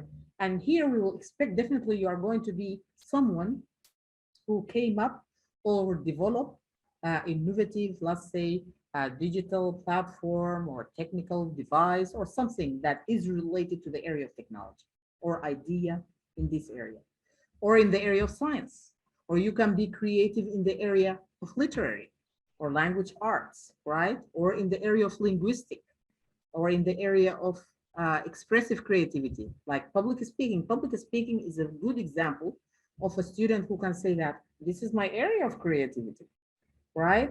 That's definitely a non-academic domain, because the public speaking, if you think about it, it's not related to specific subject and not necessarily for the students, usually when they provide like public speeches to be related to the curriculum. So that's definitely another area that it can be related to the field of creativity and non-academic domains. So here, what is expected from you is just to specify and to identify clearly and to write maybe a brief description about your area or your field of creativity. All right. Yes. Can we move on to the second dimension?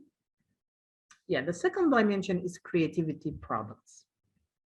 So here we go. So here, what are we talking about? Here we are talking about, okay, I said I am creative, right? And I specified my area. Let's say I'm creative in the area of technology. So now what are the products?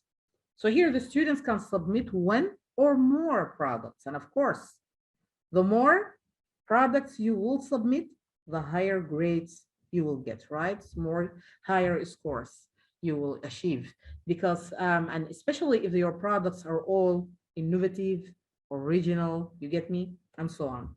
And I will share with you when soon we are going to talk about the assessment, and you are going to see how the jury are going to assess your products. So a product can be something like a poem, it can be a book, it can be electronic application for someone whose area of creativity, let's say technology. It can be scientific invention and so on. So anything, but it has to be something tangible, something that you can really hold, something that you can really see, right? So if it's an idea, because if we said that also, like that could be your area of creativity, but okay, what is your product? What is the product of this idea? You get me? So this is what you need to you need to be able to explain what will be the product of this. All right, so now can we move on to the third dimension, please? Is the social value. Here, this dimension measures the efforts and additions made by the student in the field of creativity at the school, university, local, or even at the international level. So here, what we are looking at, what are the additions? If you develop, let's say, for example, a new electronic platform or electronic device, what is the impact of this device? Okay, at the on the community. What is the impact of this device, for example, on the school, if it's at the school level, and so on. So this is what is important. So these are the three areas that you need to think about. What is your area of creativity? What is the product of your creativity? And what about the social value of this, of your area of creativity? All right. And as you can see, it worth all 400 points. So the area of creativity is equivalent to the area of excellence for those who are going to apply for the academic domain. So if you're applying for the non-academic, that means you are going to show that how creative you are, because that's mainly about creativity. And also, actually, when we are going to look together at the rubric that the jury, they are going to use, you are going also to see that they are also using, they are also going to consider creativity in the academic domain. It's actually very important, also for students who are applying for the academic domain as well. But of course, it's not like their major domain. It's not going to be to show that, creativity as a major domain, but it could be one of the sub criteria or of the what's like, if you look at the dimensions, it's one way to assess the dimension. One of the ways to assess them, they are looking at creativity as part of the assessment, and you are going to see that soon. All right, so these are the three dimensions that are all related to the area of creativity. All right, so you need to consider these three areas and to be sure that you have enough evidences and proofs to prove that you are really creative in a specific area. Yes? So I'm not really going to talk that much about the second. Yes, if we can go move on to the second slide, please. The second annexes is going to be about That's going to be about the societal, again, contribution. And that's exactly the same like what we have done for, that's exactly the same like what we did talk about for the academic domain. So I'm not going to repeat myself again. After this activity, we're going to talk more about the continuity and future plans to show you how it looks like when it comes to students who are applying for the non-academic domain. All right, so now we have an activity. What I want you to do, and I will also going to give you 5 minutes, all right? So what you need to write, first of all, and just you can imagine that, like, give me an example of an area or a field for your creativity or a creativity field, all right? And give me example of 1 or 2 products for this creativity field, and then explain to me the efforts that as a student, or they can do, or that they can be engaged in to be able to achieve, or to to be able to accomplish these products. Because like they will have the creativity field, you need to specify what products did you do, you need to explain what efforts and additions that you do at the local or at the school or at the international level. So let's call it social value, as we just now mentioned. So 3 things: write an example of a creativity field. 2, write example of 1 or 2 products. 3, write an example of impacts, 1 or 2 impacts. It could be at the school, at the community, or at the international level. So I'll give you 5 minutes, and I'm going now to check and to look at the chat to see your responses.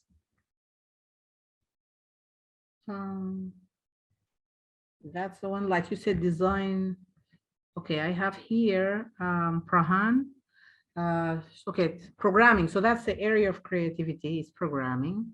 And the product is online website to teach HTML. Okay, for kids, great. So that's definitely related and to the area of programming. Wonderful.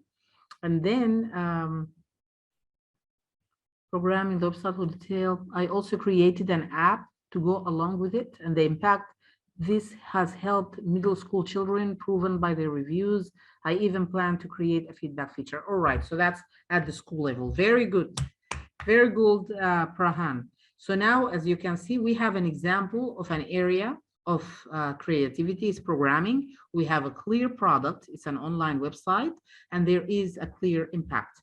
Another example, also I have here now Muhammad Ali. He has the area, he said, coding and robotics. And I think, the more specific you can, the better. So this is what the jury wants to see. If you can be very specific, to be good. Okay, so the product you said, COVID combat chatbot. I had coded an application that could help identify the symptoms, give appropriate advice. Wonderful. So, all right. So here we have a system that has been developed, and again, also but that's going about plastic pollution game, and he also did the coding. All right. And what about the impact? 1 point, the fish gets the plastic. Both of my product help in raising awareness about 2 very important issues at the school level and also at the family level. Wonderful. See, so now it's clear that they have a clear area of creativity. They have a good example, a product. That's something that we can see. It could be like chatbot, or maybe like I'm sorry, what did you say here? Plastic pollution, I mean game. That's something that's definitely, it's a clear here output that you can see. It's a device, right? And also here the students also explain that it's at which level. So these are very 2 examples. Thank you very much, Mohammed, and thank you very much, Prahan. I think you came up with good ideas of the area of creativity, and to see that, an example of the products, and to see the impact of these at the school or at the community level. Great. So now let's move on. If we can go to the second slide, please.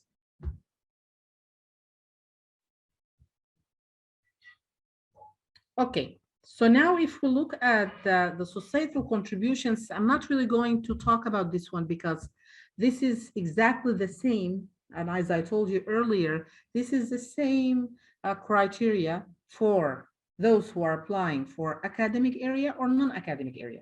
So it's really, if you think about it, the non-academic area, it's really we are trying to provide students who are creative, who are innovative, right? Who are not really into more, academic and school work to apply for the award. Because if you remember previously, the award was really, I would say exclusively it was for those students who are high achievers in the academic achievement.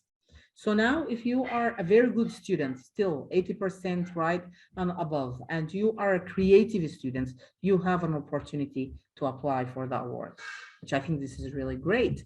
So now if we move on, let's move on to the third axis. If we can go to the continuation. Yeah, keep going, please, because I already talked about that, and that's exactly the same. So I don't want to repeat myself again. Let's move on to the third, to the continuation.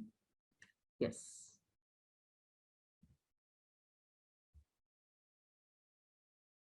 All right. So now if you look at the continuity and future plans, I said to you earlier, like if you look at the criteria here, it's exactly the same for those who are applying for academic or non-academic fields.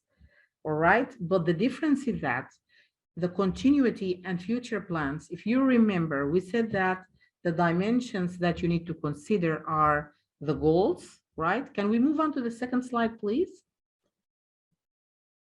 See the goals. Here, you need to ensure that your goals are going to be related to not to your academic excellence, but to your area of creativity. Okay? For those students who are going to apply for the non-academic domain, they need to ensure that they are going to talk about their goals of how they are going to improve their abilities in their area of creativity. Okay, that's area of creativity. So the goals here are not going to be related to the area of academics. It will be related to the area of creativity. Yes, can we move on, please? So this is the only difference. The second difference, if you look at the initiatives, as I indicated earlier, these are the projects, the tasks that you are going to be engaged in to achieve your goals. So they need to be in alignment with your goals, right? And they need to be appropriate and to match your goals. Yes.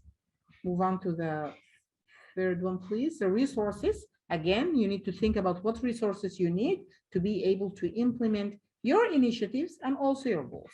So generally speaking, and you can think about it of both of them, or if you want to focus on the initiatives, that's fine, because the initiatives, they are going to support you in achieving your goals anyway. So you can think about what are the resources that you will need to achieve each initiative. Yes. If we can move on. Yes, the assessment. So here also we are thinking about the students shall here they have to identify the procedures or the tools or the measures that they will use to assess one more time their goals, right? And to see if they are going to, how they are going to achieve it. And we talked about this before, and we gave some examples. So this is the same thing, just the difference is that here we are talking more about academic and non-academic. So before I move on to this, do you have any questions before we talk about the assessments? If you have questions, maybe we'll go to the questions and answers. Let's go to the chat box. Do you have any questions before we move on? Because now what we are going to talk about, we are going to talk more about how the jury are going to evaluate, right, your work. How will you get the certificate for attending this workshop? I think Mrs. Khawla, maybe Hamdan Foundation, they will respond to this question. I'm sorry, I don't have an answer for this question. Okay, for the resources, can we include webinars and videos? Yes, yeah, if that's what you need, if it makes sense, if that's what you need, so you can be able to achieve your goal or your initiative, yes. Are the winners of the Distinguished University Student Award requested to do something after winning? They are going to be asked to participate in a program. If you remember, we said that they are going to be, there will be offered a program to enhance them and to help them to develop their area of talent. But I don't think to complete their postgraduate studies, but they will be engaged in programs to enhance their area of talents, if it is an area of academic or the area of creativity. Okay, if any students, Viney Agnes here has a question, and she said, if any student misses this workshop, will there be a problem? Actually, I think the workshops, as far as I understand, and maybe also Hamdan institution, I think they will definitely going to send a clear, answer to this. But as far as I know, they are going to upload, the workshop, the recording session today. It will be uploaded in their website, and they have to attend, because as you know that this is one of the conditions to apply for the award. They have to attend the workshop. Okay, and then okay, Shahd, you said, will the recording of this webinar be shared? Yes, yes. Okay, Prahan, if I publish an educational article, does it fall under the academic field? Of course, yes, and it could be also in the non-academic field. I don't know if you're based on your area of talent, right? And based on, again, it depends upon what did you publish, in which domain. Was it about science? Was it about technology, right? What topic your article was about? But that's very good. That will be a very strong and robust example to include, in any one of the dimensions. Well done, Prahan. Okay, also we have Smita. You said FOE, the academic awards, it's the average 90% for each year, for each individual year. Yeah, you need to, if you're applying for the academic domain, you have to show that your average is 90% in each individual year. Yes. Okay, is the award only eligible for grade? Yes, for 8 and 12, or for university undergraduate students, but not below grade 8. I'm sorry. Yes. Subject-wise, no. The requirement is the average score for all the subjects to be 90%. But if you have, if your area of your academic talent, let's say, is mathematics, so then maybe you can provide a certificate of excellence in this subject, as a proof for the excellence domain.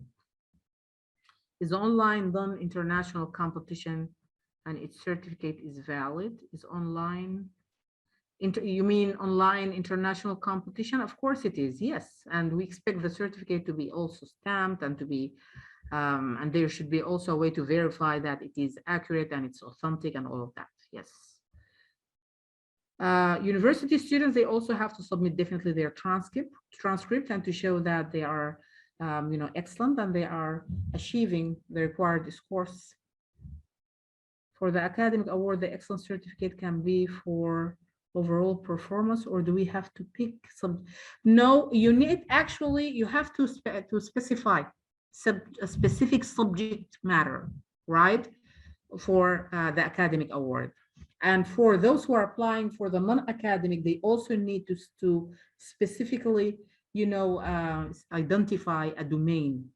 Don't put more than one domain, because if you put more than one domain, the jury, they will just go with the first domain and they will look at your evidences. And if they are not maybe applied or they are not appropriate, you may lose all your scores or points. Can you please give us an example of academic excellence? Like, for example, I gave you a number of examples. So remember when we talked about, like, if we have students who are, let's say, they are academically talented in the area of math, and we said that the students, they can include, the academic certificates in the area of mathematics. The students can provide an example, like they are, for example, included in the principal list of those students who are high achiever. They can also provide evidence they were engaged in mathematics competition and so on. Okay, academic sessions means we have to mention only one subject, only in an excellent, or we can, yeah, the overall, that's for your transcript. Like when we are going to submit your scores to show that you get 90%, that will be an overall score for all the subjects. But you have to identify a specific academic area that you are gifted in or that you are academically talented in. Should be one area. Okay, there's a recording. Yes, there's a recording and it's going to be uploaded. How broad can the subject selection be? Can the science and technology be one? No, you need to specify, like you can say science, that could be one area, or technology. You can go for more, detailed area. You can go for physics or only or chemistry. That's fine, and especially for, I would say, university students or high school students. But you can say also science will be fine. Can you please explain what the transcript? The transcript is your scores. You know, your record, academic record. I don't know what do you call it. It's the academic record to show that, you know, what is your score at the end of the school year. Okay, if you graduate in 2020, 2021, can you participate? I'm so sorry, you cannot, because you have to be now a student, right? And you have to be an enrolled student to be able to apply. So can we apply for primary category grade 3 to 5? No, no, no, no. You have to be at the grade level. You have to be at grade 8 or higher. I'm sorry about that. Can we have a case study example for non-academic? Let's talk a little bit more about it. Now I will share with you the assessment and maybe we can talk about a case study. I have a case study and we'll talk more about that. I won the award last year in Distinguished Academic Performance. So when can we apply for the second time? You won the award last year, I think 2 cycles. And this is, I think it's written in the website. But I think now, because actually you won the academic one, so I guess you can apply for the non-academic one, or you can wait for 2 cycles to be able to apply again for the academic domain.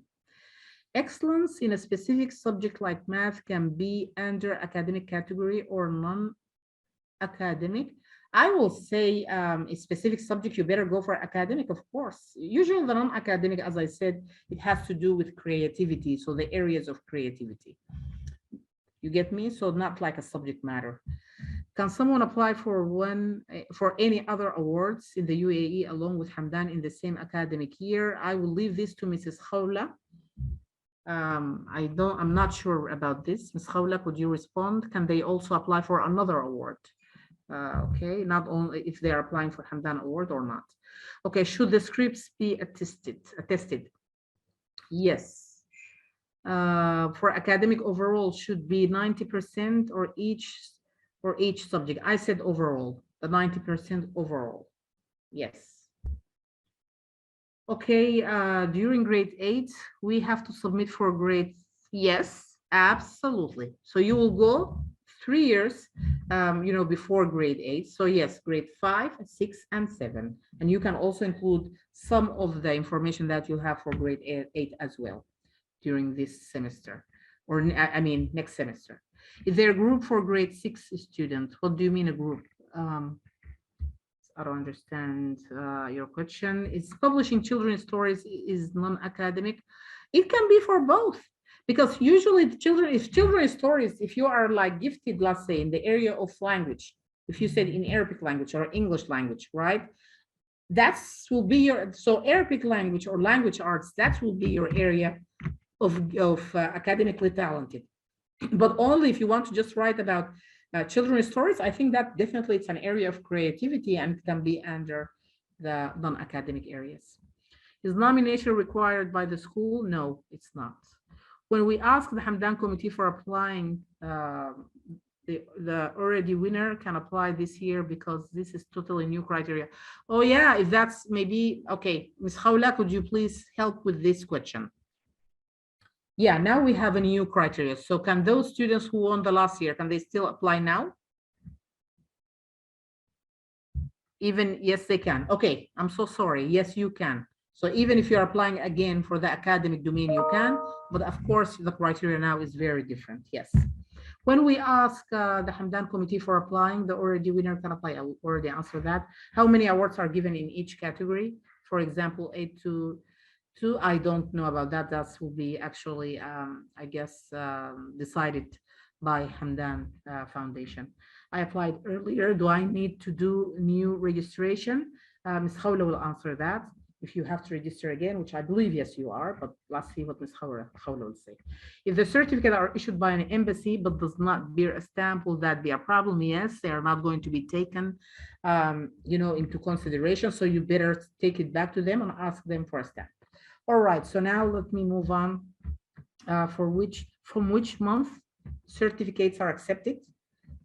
Yeah, we'll just say from 2019, last year. So this is it. So if we are talking about, so if we are applying now, you can think about the foundation if you are going to apply now in July, right, of 2022. So we'll say from July 2019. So last year, from the time that you are going to apply. All right. As I understand, there is one category for 3 to 5 and grade 8 to 10. No, not anymore. That's in the past, but the new criteria is only for grade 8 to 12. Thank you very much for your questions. And let me now just move on and talk about the assessment. Can we go to the second slide, please? Yes, move on, please. Yeah. So now we are going to talk about the assessment and what the jury will do, all right, to assess your work. So let's take a look now at the score. Let's look at the scale and see how, what are the criteria that are used to assess each individual dimension. Can we go to the second slide, please? All right. So if we look at the axis of assessment for the distinguished student academic, this is in the area. No, I'm not going to repeat this. We have already talked about them. Can we go? Because I just want to talk about now how we evaluate. If we go to the assessment rubric, yes, can we keep going? We already talked about that. Yeah, let's just keep going. Same criteria we talked about, the leadership skills. Yeah, okay, we have this is the same activity you talked about earlier. Answer with yes or no on the example that express the student achievement of advanced position. I think we talked about this before. Ms. Khawla. Yeah, no, we discussed it a long time ago. Now you need to go to the slide where I think it's after where they have the rubrics. Keep going.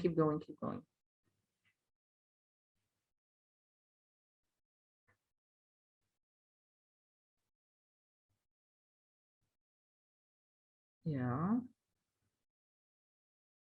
We talked about that. Let's keep going. Yeah, let's go to the rubrics. Keep going. I think we have a case and a rubric. Let's go. Yeah. We talked about that. Let's keep going. Keep going. Keep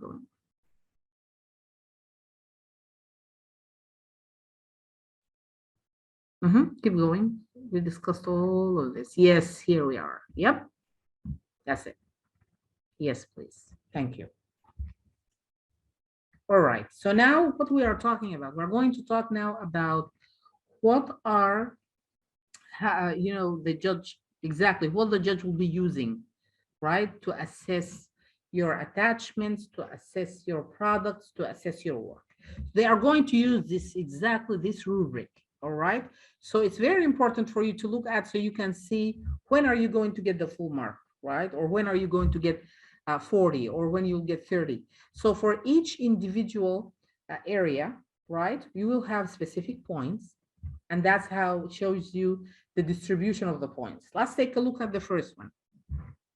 For example, if we look at the area of excellence, okay, for the academic field, we said that the students, they need to show that to prove that they are distinguished, right, in their academic area of talent. So here, what is the criteria? So the student, as we said earlier, the students are expected to submit what? To submit a proof to show that they are really gifted in the area of academic. But as we said before, we are not going to look at the students again, scores in the schools. We are going to look at certificate of excellence.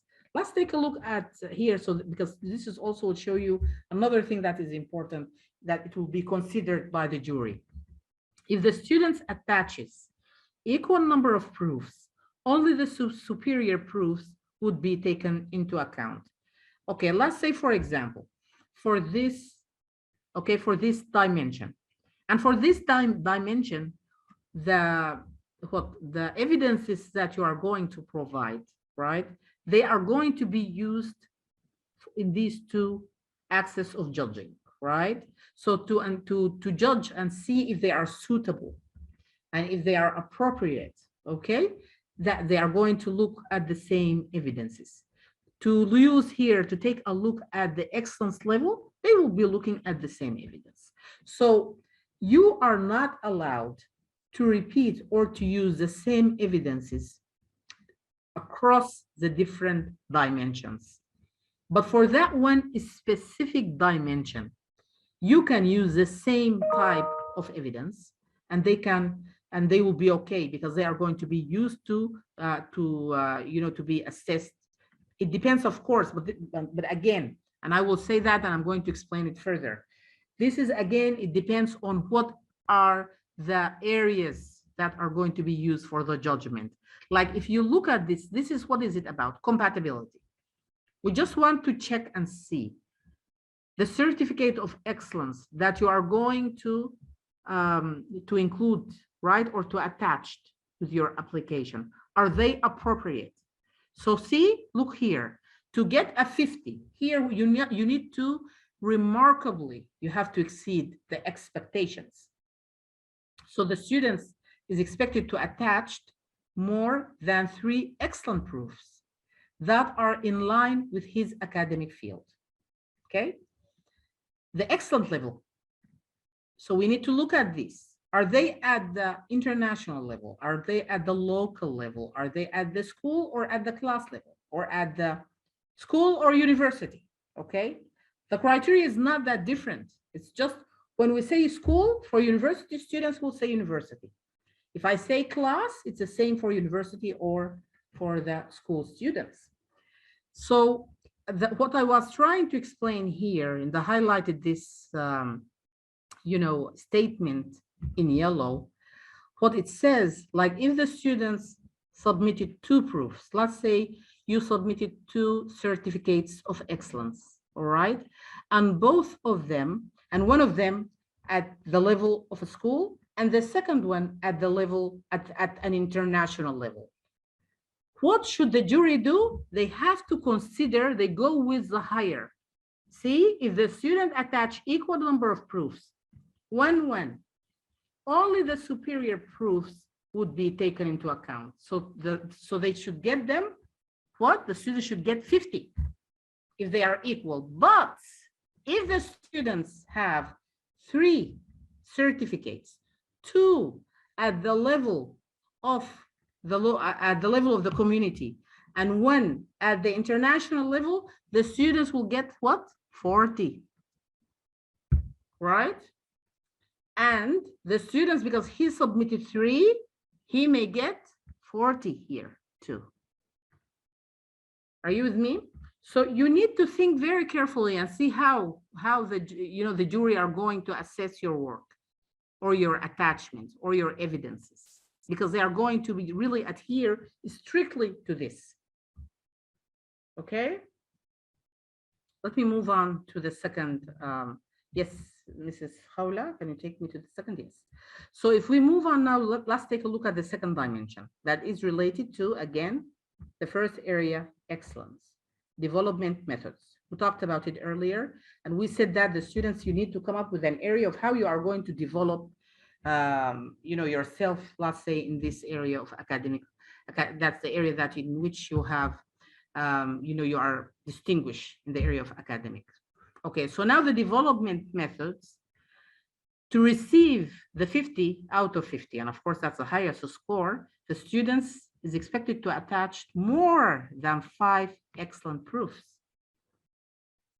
Okay, and on the methods of development, okay, could be like workshops, and let's say 2 workshops. You have 2 certificates to show that you have attended 2 different type of classes, right? And you have, let's say, for example, you have also attended a video in the YouTube about that area of academic, that's your academic area of talent. So here you have these 4 proofs, and if they are all related to your academic domain of talent, So you will be fine and you'll get a 50. So here, what are we looking at? Here we are looking at the diversity, because you can include more than 5 and maybe all of them about attending a workshop. The workshop, even if you are attending different workshops, it's still the method of development is workshop. Okay, so if it is one method of development, what will you get? Look here. You tell me, read this section and you tell me by the chat. What are you going to get? What will be your score? If you said, yay, Muhammad, yes, very good. Lakshmi, wonderful. Yes, you will get 20. See, here you are going to get 50 because you have more than 5 workshops that you attended, let's say, in your academic area of talent, let's say in the area of mathematics. Okay, but at the same time, you will get only 20 in the diversity because it's only one method of development. But if you have if you attended some workshops, okay, and let's say you have also proof that you attended webinars, how much will you get? Come on, help me. How much will you get? 30. Yes. Wonderful. Great. Very happy to see your responses. Wonderful. So let's think about university students. If you are a university student, all right, and you have also, let's say, submitted and you have applied for the area of creativity, okay, and you have submitted again 2 certificates to show that you are creative in the area of technology, and the method of development that you have included, that you have shown that you have attended, okay, you have attended 2 workshops. One workshop, it was at the international level, okay? And one workshop, it was here at the United Arab Emirates University. So how much will you get in the compatibility and harmony? One at the, I'm sorry, at the diversity. No, here, did I say international? Yeah, say it again. I said 2, one at the international level. I'm so sorry, because international level or it doesn't matter, right? Here, it doesn't matter the level of the certificate. What it matters, the number of the certificates and the diversity. So the students, he submitted 2. How much will the students get? 2 evidences that he attended 2 webinars. He will get 30. Yes, very good. So this is it. Wonderful. Yes, now, Ms. Arwa, let's move on. They get it. Very well. Well done. Let's move on to 1.3. Third dimension, please, Ms. Khawla. Yes. The 1.3 is the leadership skills. Remember, we said that earlier. For the students who are applying for the academic domain, right? They need to prove that they have effective communication skills and problem-solving skills. Okay, to get the 40 out of 40, okay, for the communication, the students has a high and distinguished ability to express and communicate any message, information, or request smoothly and simply. The students has attached more than 3 excellent proofs. So if you think about it, what will the jury be looking at? They are looking at 2 things. They will be looking at the number. What about the number of the proofs you are going to submit? And they are also going to look at the quality. So if you submit to me 3 excellent proofs that you are, for example, were participating in the, let's say in the assembly or okay, of the school. If you said that you have participating in, let's say, in one of the events, all right, that's good. But again, that is not a good example that you have effective communication skills. But if you provide me with a letter from the teacher to explain that, that will be a good, robust evidence. If you said that, if you share with me a video to show that you are communicating with others, you are sending messages, you are going to be You are going to you are the one who are introducing others in an event, for example. See, this will be a very good example. A speech for the school election, that will be great. Yes, wonderful. So these are very good examples, but you need to submit more than 3 proof so you can get 40 out of 40. If you submit 3 TEDx talks, of course, yes, that's a very good proof, right? So this is because here they will see you. They are going to see how you communicate. They will look at your language ability and so on. Promoting for events through speeches in school and inter-school, wonderful, very good. As long as you are going to do the speech, yes. Okay, for problem solving, the student has a high and distinguished ability to solve problems in a scientific and creative manner. See, can you see what the judge will be looking at? They will be looking at 2 things. The number you need to provide now, not 3, more than 5. More than 5 examples to show that you are really have the ability to solve problems. And again, not any way, in a scientific and creative way. So this is important. Is there a limit of the size of the videos? I think there will be, and probably Hamdan Foundation can respond to this. Yes, if we can move on to the second slide, please. I think we finished from the, no, there is one more dimension. I forgot about that, the impact. All right, so the academic domain, we said that the students also, they need to show that the impact of their area, right, of academic talent on the society. And what contributions did you do? I'm gifted in the area of math. What contributions that I did in the area of math to the society? So here we have 4 areas, if you can see here, the dimensions or sub standards that are used by the jury to evaluate this area. First, what efforts did you do? If you did great efforts and addition that have a clear impact on the society in his field, you will get 30. So here the jury, they are going to be, they will look at the quality of your efforts. Again, they will be looking at the compatibility. Okay, the efforts that you are going to submit, the impact that you said, are they really related directly to your area, okay, of academic talent or not? And again, you have to attach more than 5 excellence proofs. See, the number of the evidence is important. The student stated more than 3 impacts of his contribution on the personal level. When it comes to at the level of the academic achievement, also the students have submitted proofs on the impact, of these efforts and addition made in the academic excellence in developing the society and at the international level. Okay, so here it just show the focus here on the level. See, the effort at which level? Is it international? You will get 30. Is it local? You will get 20, and so on. Okay, so here we need to consider, is a math lecture efforts? Yes, and addition in the domain is mathematics, of course. Yeah, if my area of my talent is math and I gave a lecture to support the students, to explain to them a concept that is difficult to them, that will be a good example. That's a great effort. And if it's, and for sure, and if the students, they can write, how happy they are with that, that will be a very good example. Can 7th grade apply? No. Grade 8 and above.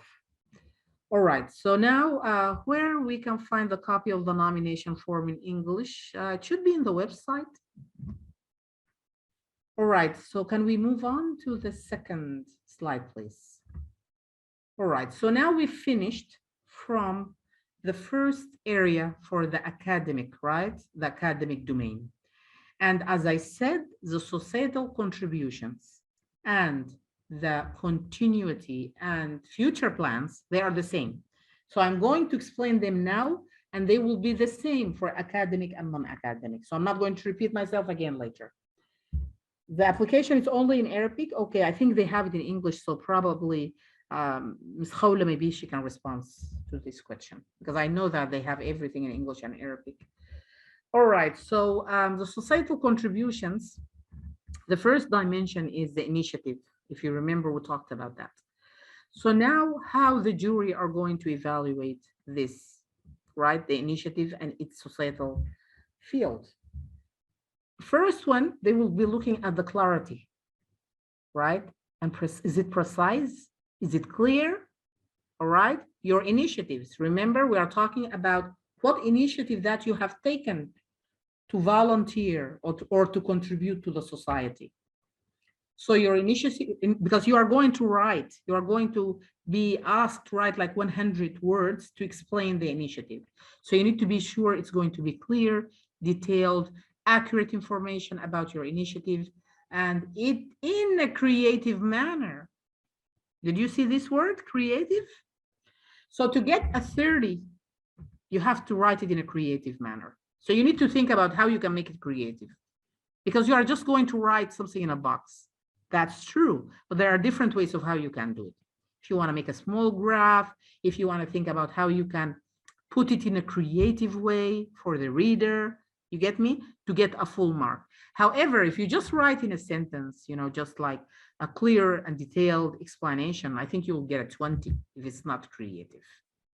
So that's why you really need to look into, you know, all these specific, I guess, areas and how they will be evaluated. The initiative has to be specifically related. No, no, no. If you remember, I said the second axis has nothing to do with your area of talent.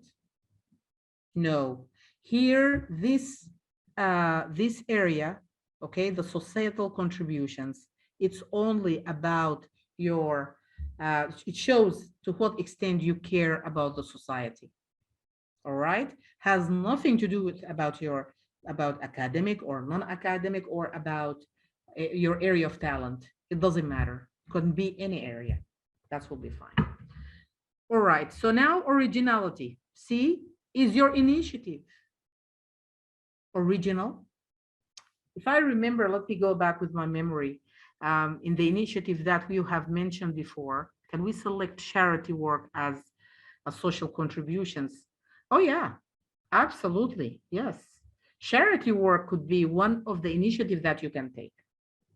And if I say that I'm going to have, can I have 2 academic fields? No, you need to be very specific and to select one academic area.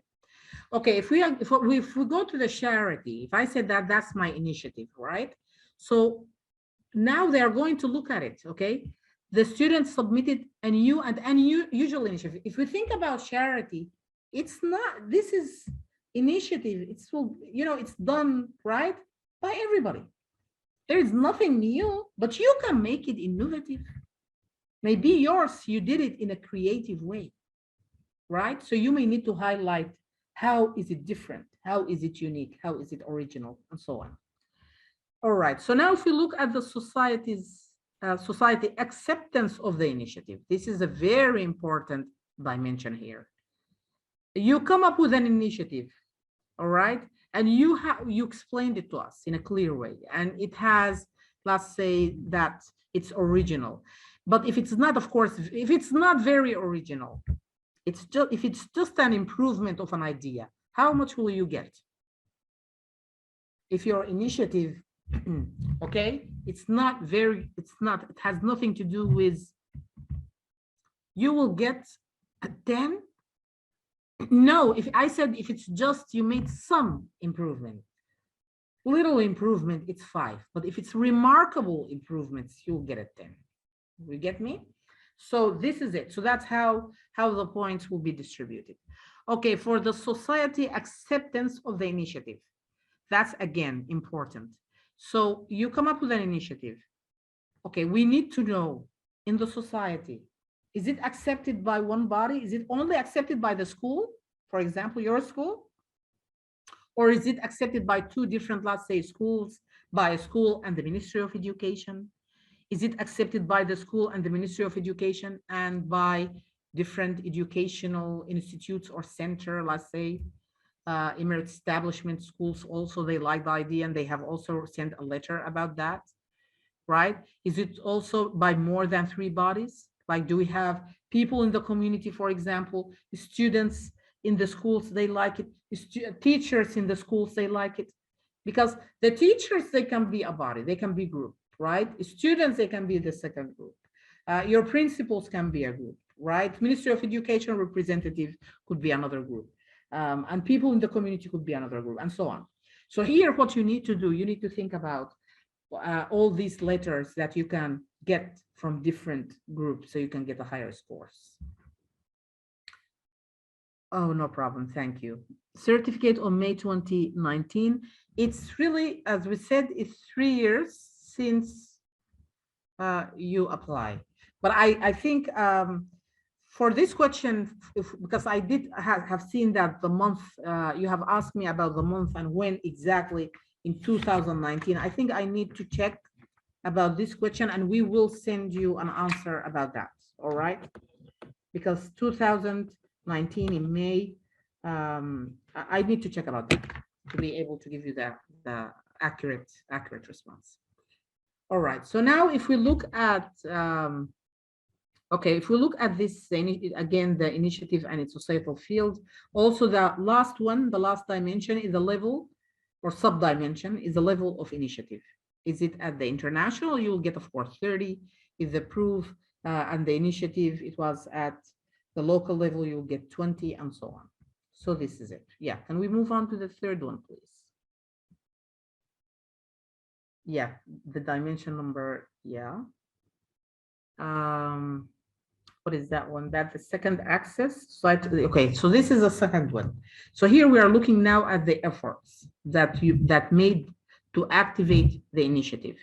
Remember, you have an initiative, let's say charity work, and what are the initiatives that you have been engaged in, or that you did, right, or that you have taken to be able to achieve your initiative? What are the efforts that you have been engaged in? So here you need your efforts, they need to be again clear, and you need to write them, right, in a clear and creative manner so you can get a full mark. Also, creativity is important. Are your efforts, are they innovative? Are they new, or just like regular efforts, right? So if you just say like, for the charity work, for example, what I did, I collect, for example, bags, like the example we gave earlier, and then I try to recycle the bags, collect the bags, recycle them, and then I share them, or I send them or distribute them as a charity for people who are in need. What do you think? Do you consider this a creative effort? Say yes or no, please.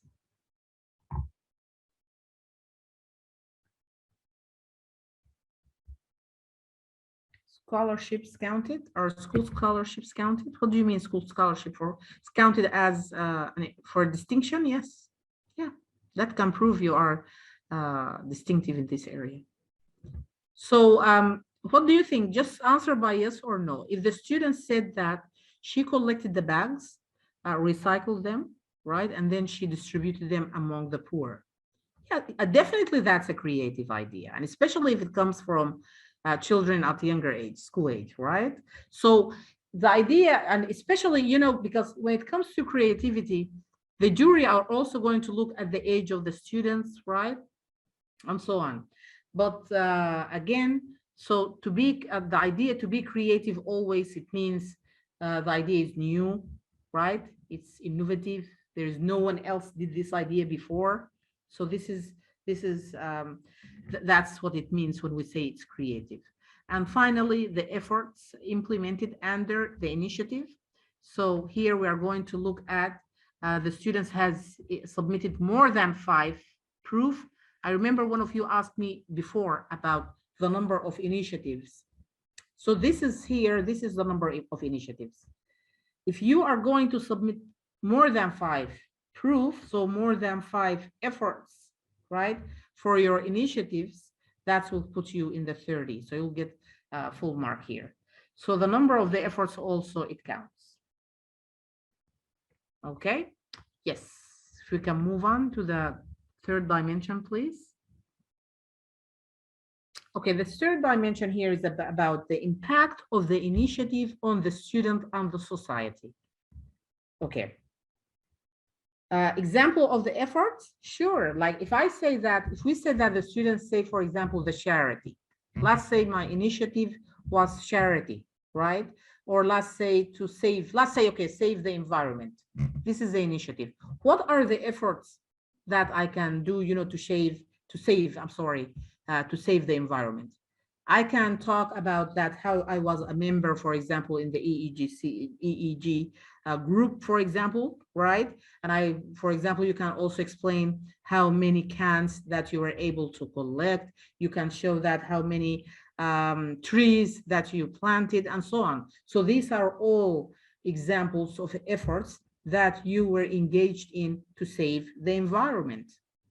You get it? So these are the examples of efforts. Okay, so now if we look at the impact of the initiative, we have to look at two things. That's what the jury will be looking at. The impact of the initiative on the student's personality. Remember, we talked about that before. So if you come up with more than 5 clear and remarkable proofs to show that how this initiative, it impacts you positively at your personal level. And then the second one, the level. If it at the international level, then you will get 45 points. If it at the local, you'll get 30. Okay, so for the first one, it's really depending upon the number of the proofs. And if you remember, many of you, they came up with great ideas, but I told you that it's difficult to prove it. So you really need to think carefully about this. When you say that this is enhanced my communication skills, okay, maybe you need to submit a video to show that how your communication skills was before and after, to show the improvement, or a letter from a teacher, or a letter from someone who's in very direct contact with you, who can prove that there is an improvement in this area, and so on. All right, so let me move on to the second slide, please. Okay, so now we are looking at the third axis. So we finished from the second axis, which was about the societal contributions. And as I said, this will be for those who are applying for academic or for the non-academic, their creativity domain. So it's the same criteria. You just need to think about, and the societal contribution, it has nothing to do really with your area.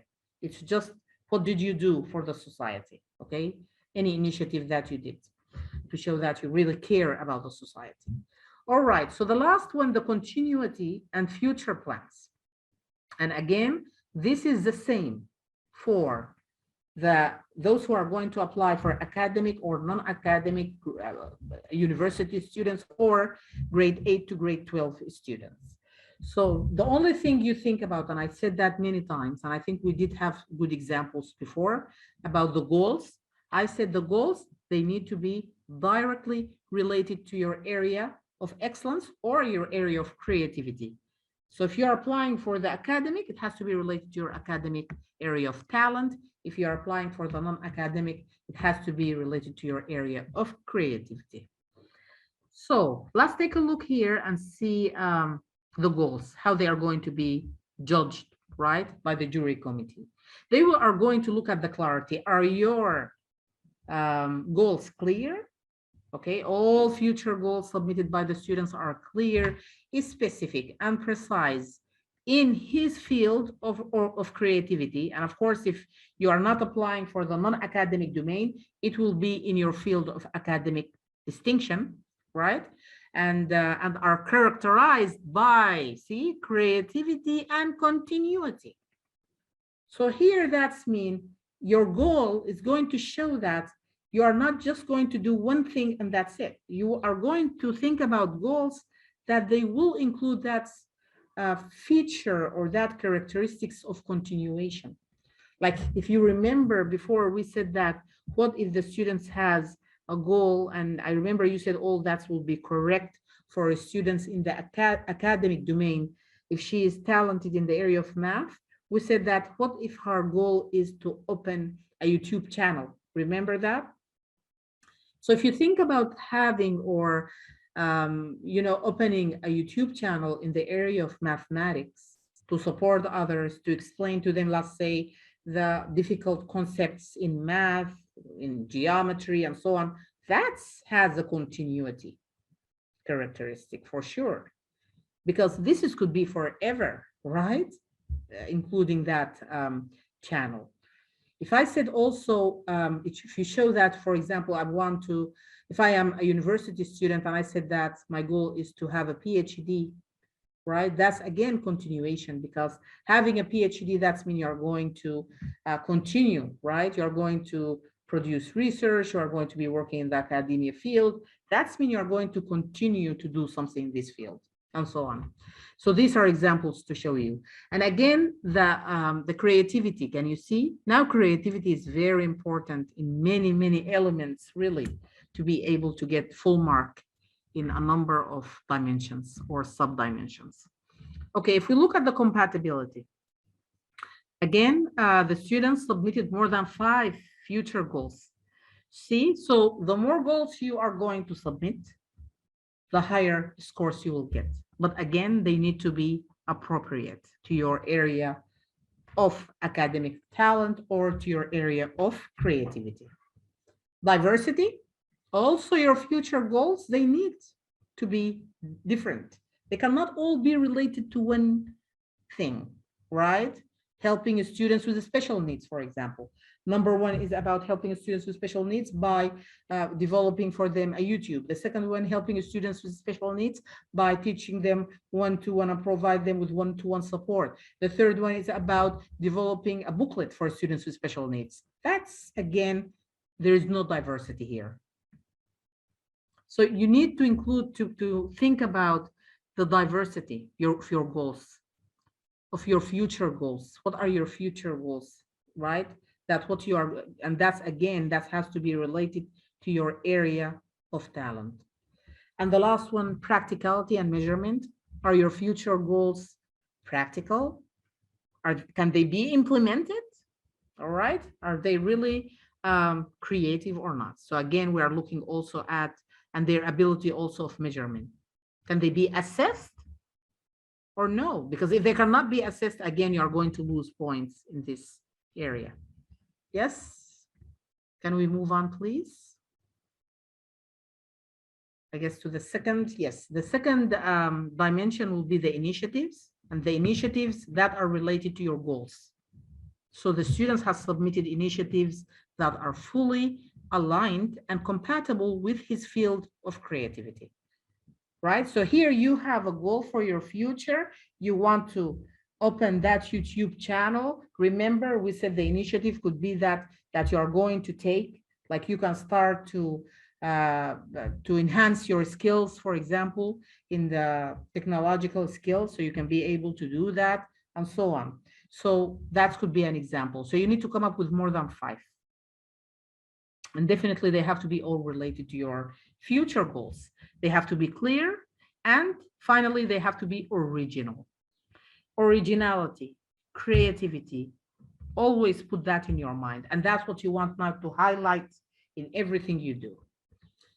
All right, so now let's move on. If we can move, I think we have one more, again, dimension that is related to continuity and future plans. Yes, Ms. Khawla?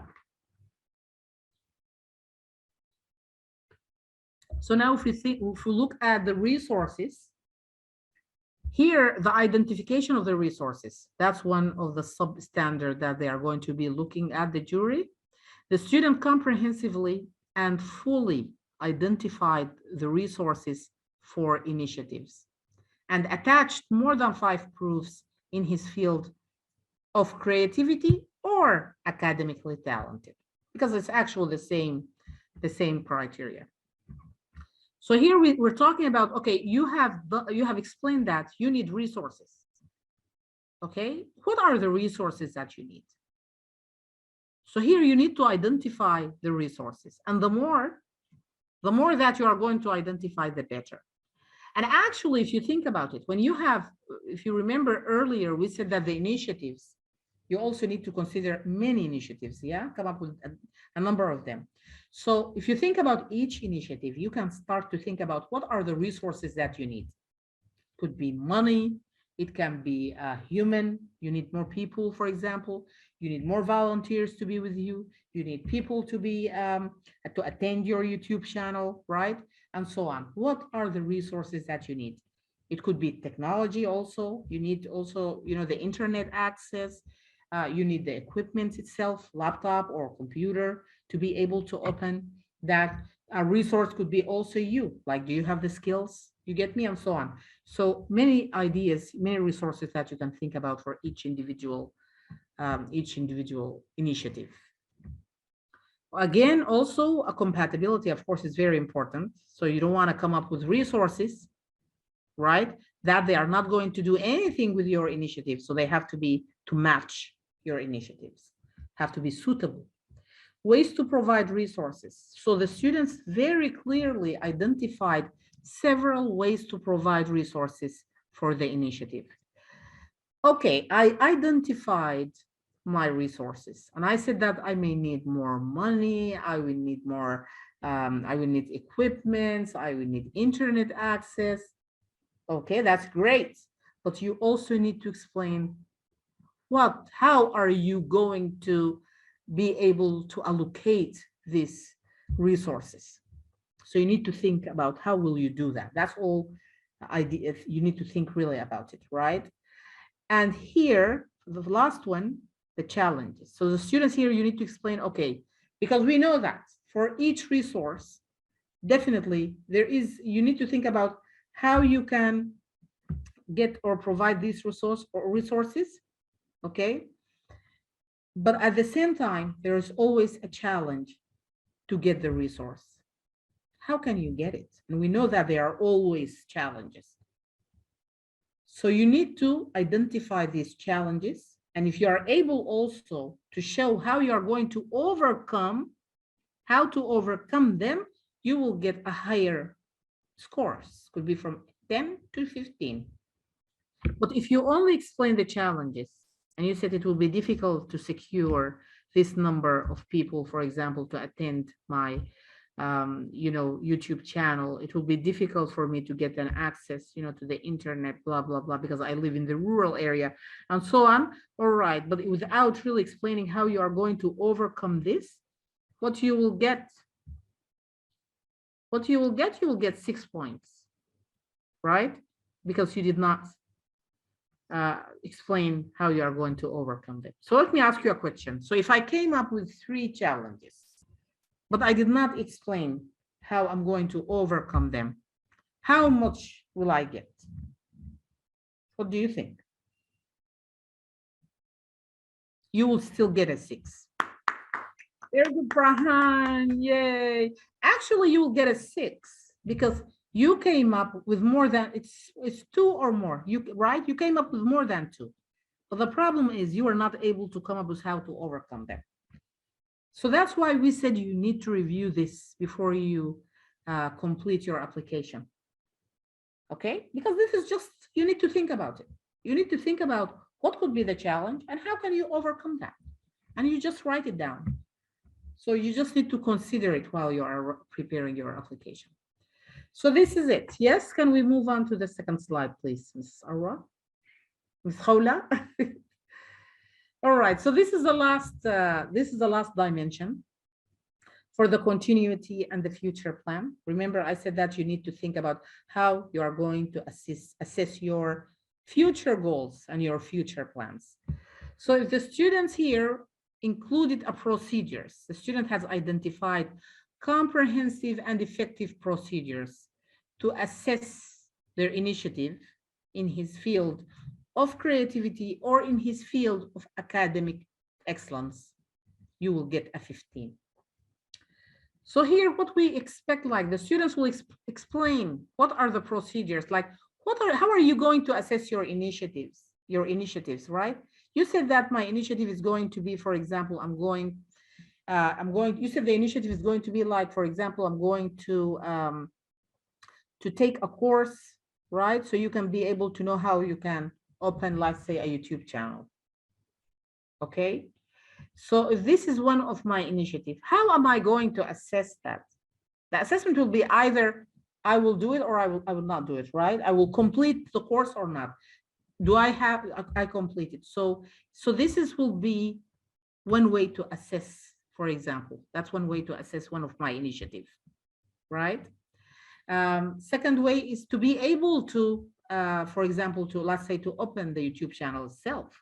That could be also an assessment, as an example that you will assess yourself. So you are going to write all these methods that you are going to use, or okay, and explanation of how you are going to assess your initiatives. That's for the procedures. And here we're going to look at the compatibility again. So are the methods that you are going to use and the ways that you are going to use to assess your future plans, are they appropriate? Are they suitable? Are they in alignment with your initiatives or not? Tools and diversity. Okay, are they diverse? How many tools did you come up with? Okay, now here really we're the focus more on the diversity, because I'm looking at how diverse are they? Are they all test? You said that, okay, because you can say that. You can say, I'm going to assess myself. I'm going to assess if I achieve, for example, my initiative or not by, by submitting a questionnaire. You want to submit a questionnaire, for example, to the people who attended your YouTube channel and to see if they like it or they don't like it, right? That could be one way. So if you're going to submit, let's say, a questionnaire, and if you're just using questionnaire with, let's say, with the students, you are going to use questionnaire with the teachers to share their inputs about your YouTube channel. If you are going to use again the questionnaire with community members, again, you are still using the same method of assessment. That's one way. That's one method, right? So you need to come up with different ways. Maybe you want to do an interview with one group. Maybe you want to do a questionnaire. Maybe you want to think of different ways of how you will assess your initiative. So the more diverse, the more points you will get. And the duration, you need to be clear and to explain when. When are you going to assess your goals? Are you going to assess them annually? Are you going to assess them at every 6 months? Do you have a plan for each initiative?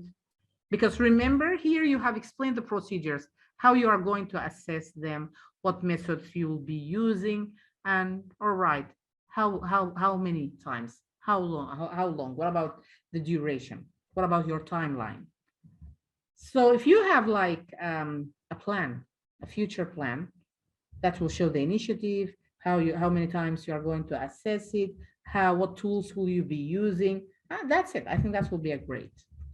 So that's definitely it, and that's the end for the continuity and future plans. So now I'm just going to talk about one more area. This part seems to be all about what and how. Yes, very good. And this actually part, I will say that's number one. That's the most important part for you. You want to look at this very carefully before you prepare your application, because that's how your applications will be judged and evaluated based on this rubric. Can we move on now and look at the creativity part? So because now we have already talked about the 3 areas. We talked about the excellence in the area of academic.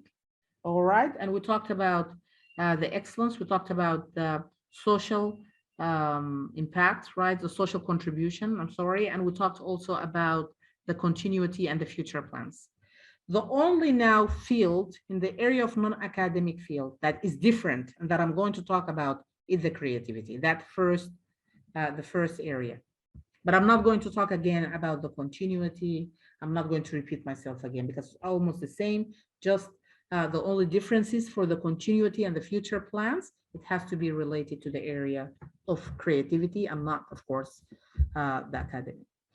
All right, so for the creativity now, here we have also a number of dimensions. Okay, if we look at the first one, the field of creativity.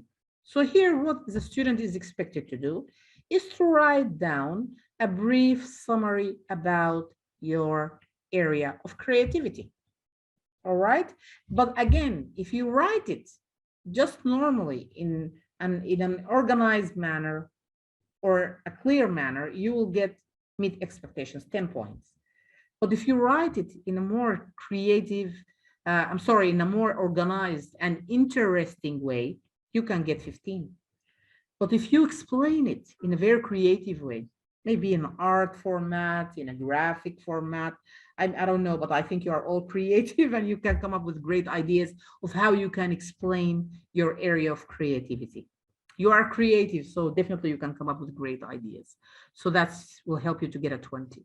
And then the development of methods, same thing as we explained earlier. So here we are looking at the number.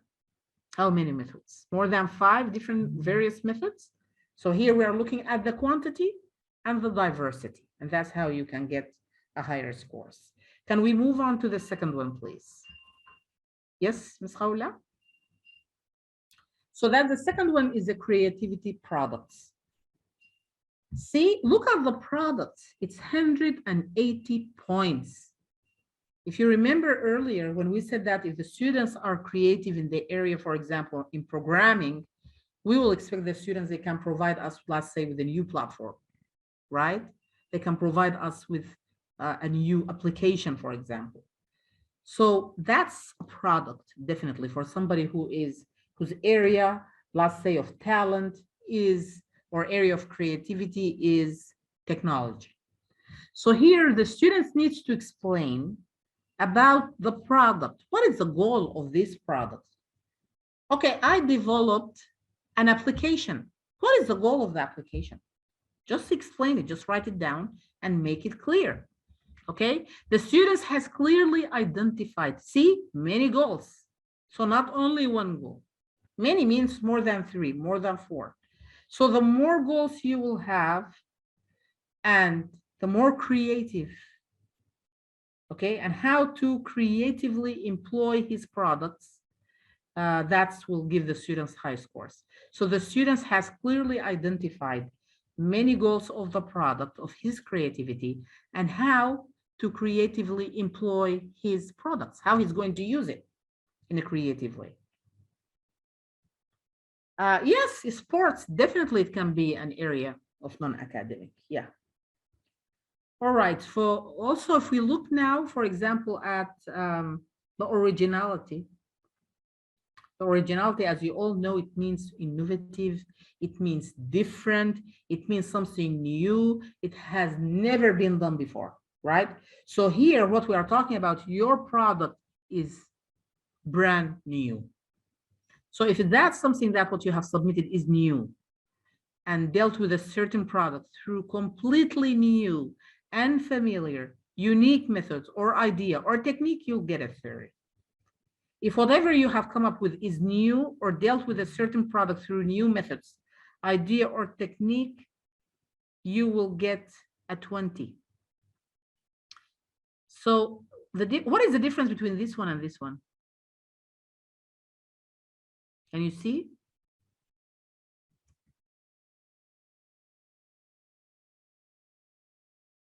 Here we said it's going to be new, but here we add the word, because new can also be related to the recent, the time, right?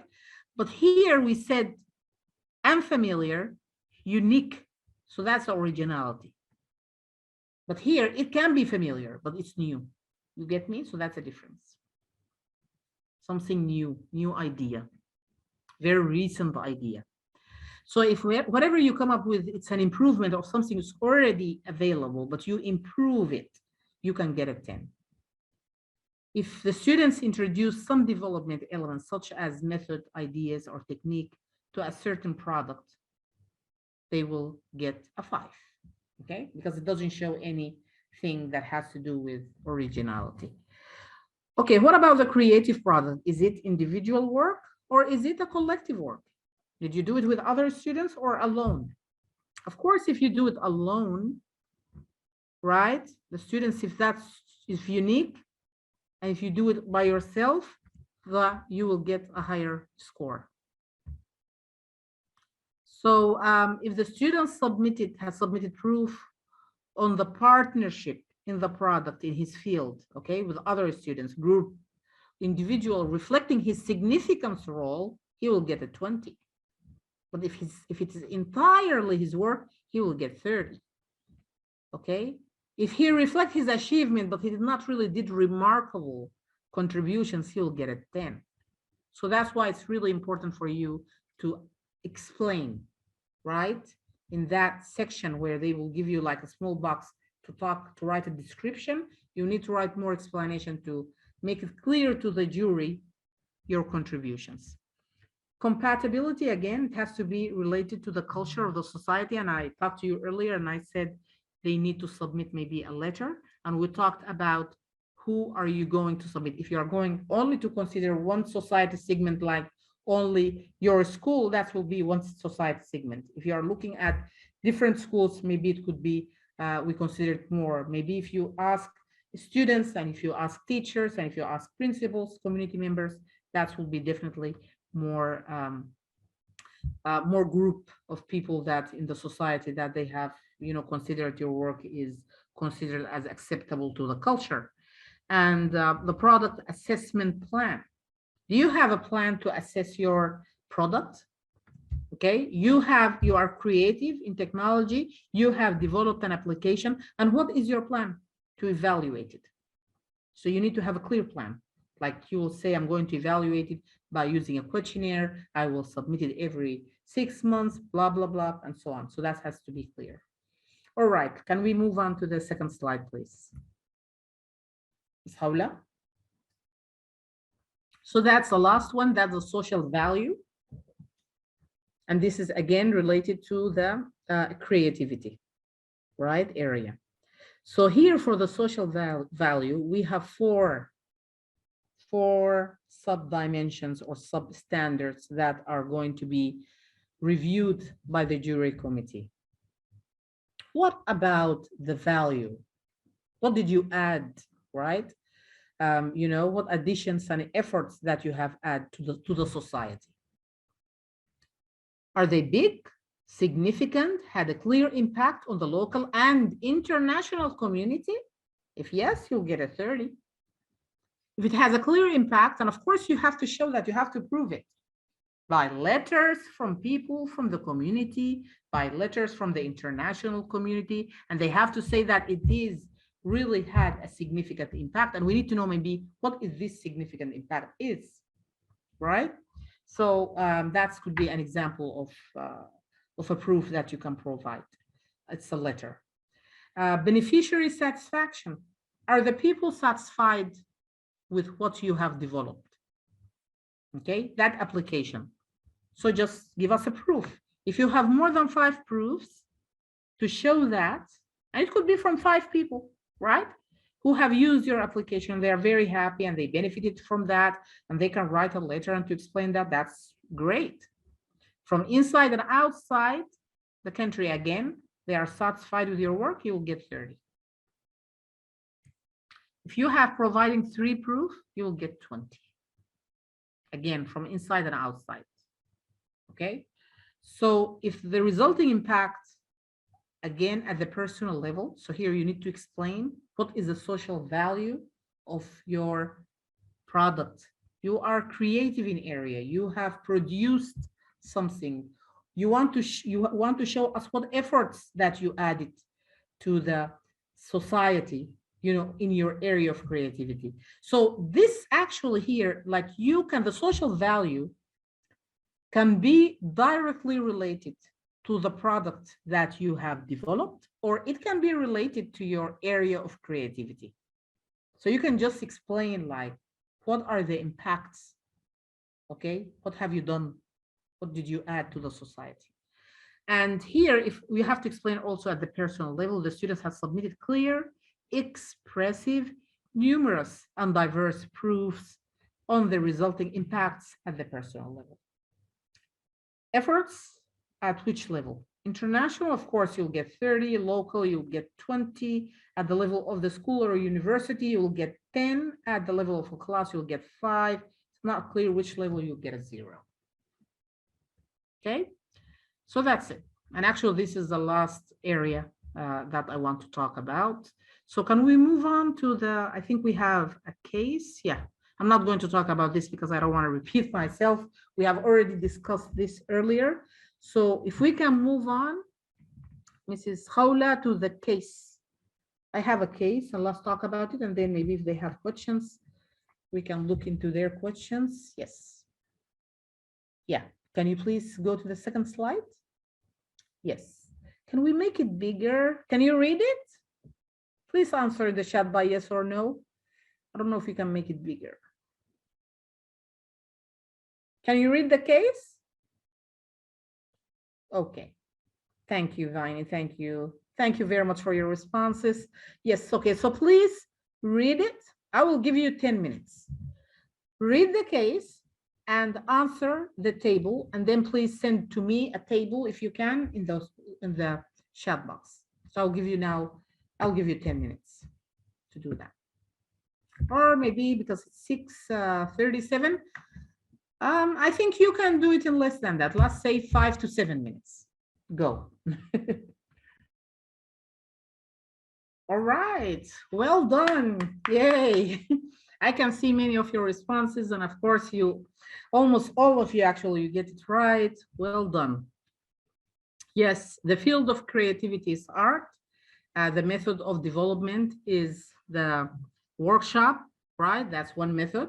The second method is the series of lectures that she attended for significant scholars. And the third one is the art school. She has been engaged in she used three methods of development to develop her area of creativity in art.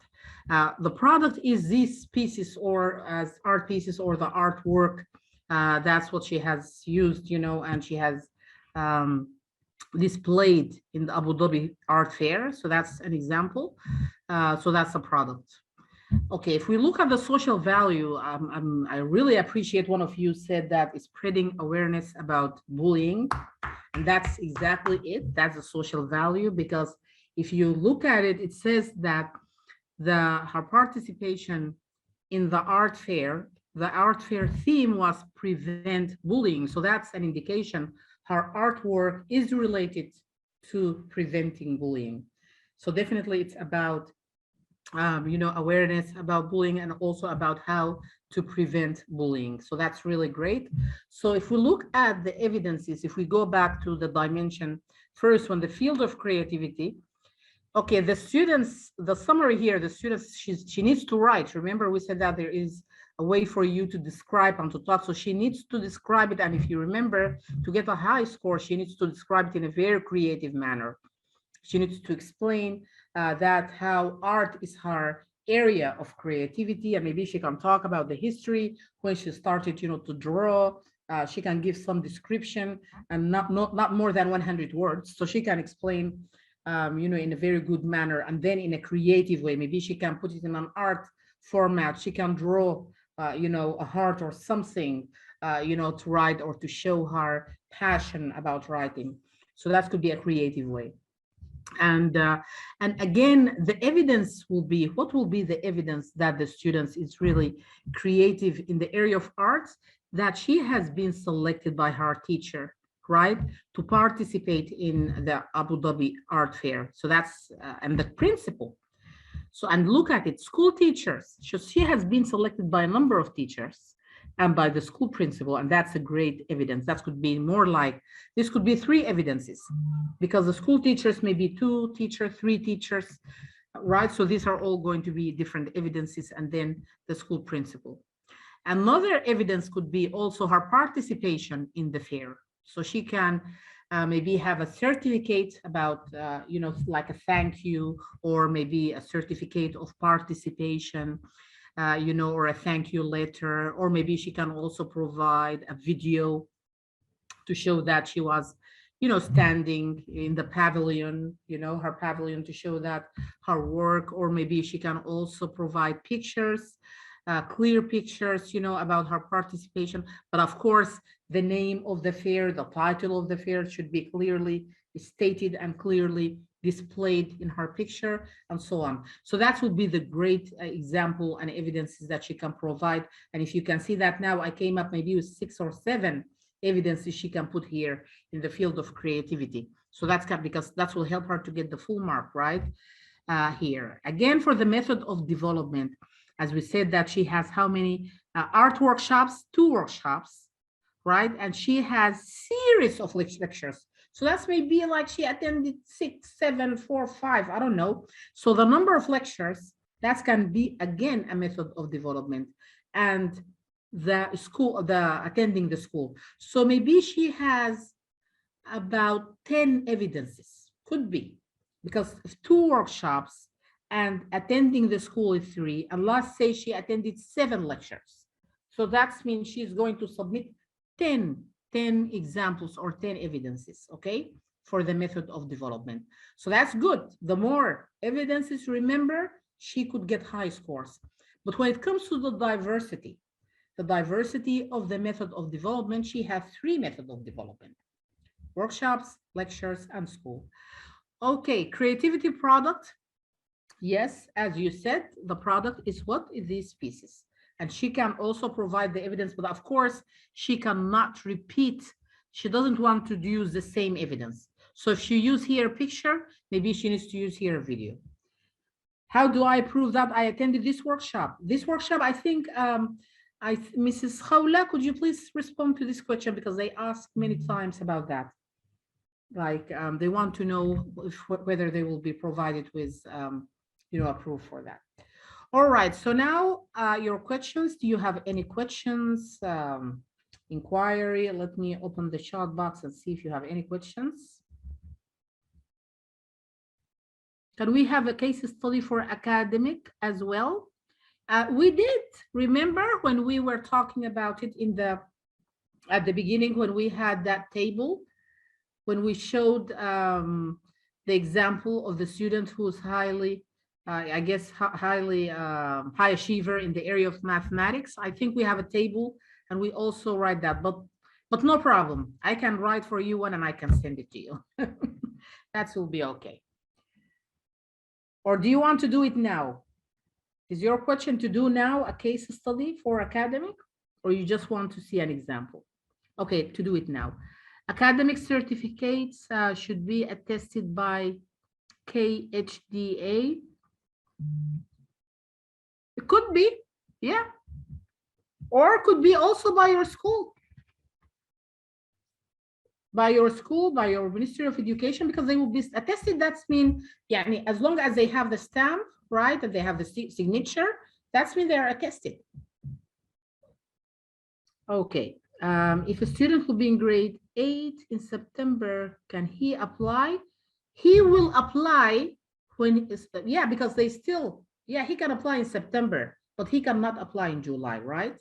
So yes, he can, but he needs to apply while he is in grade 8.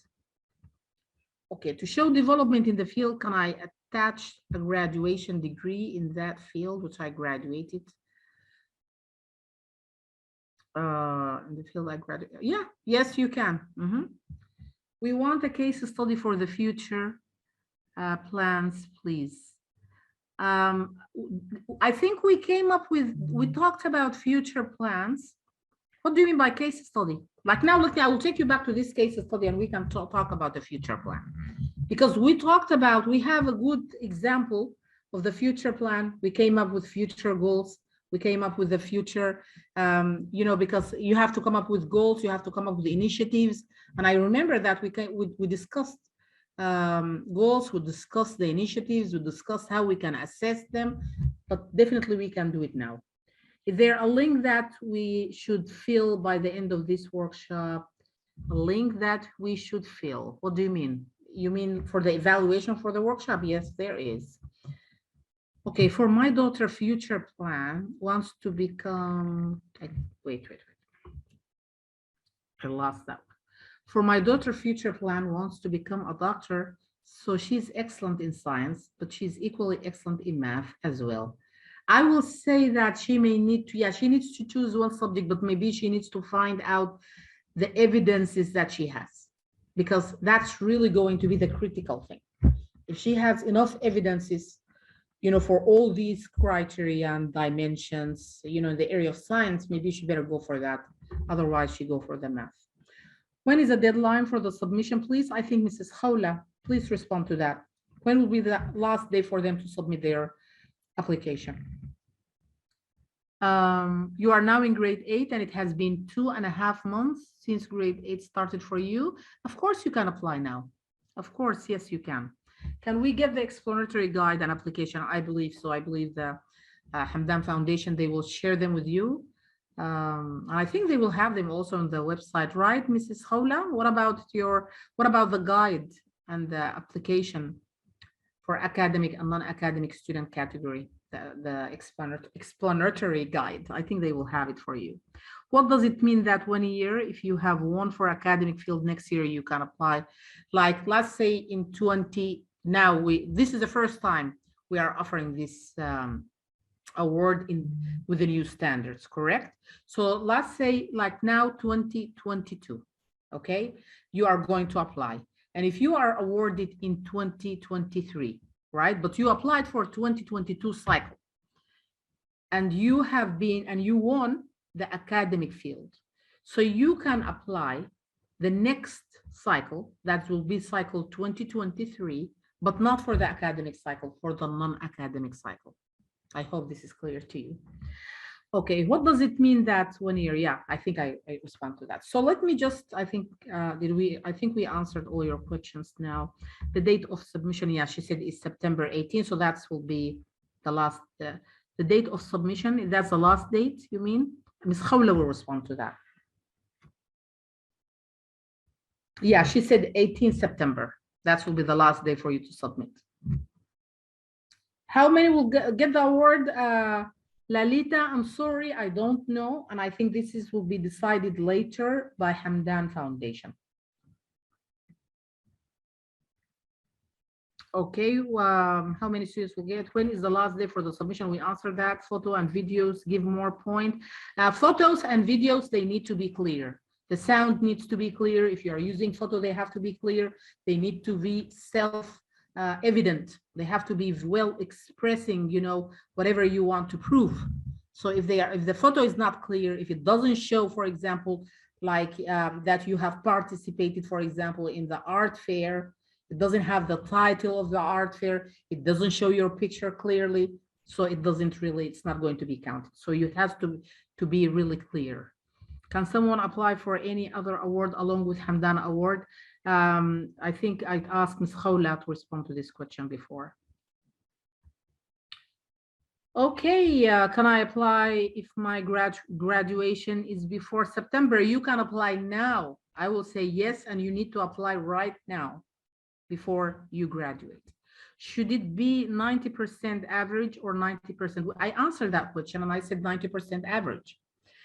Any phone number or email whom I can contact? Of course, Hamdan Foundation. I think they have. If you go to the website, you can find the contact information there.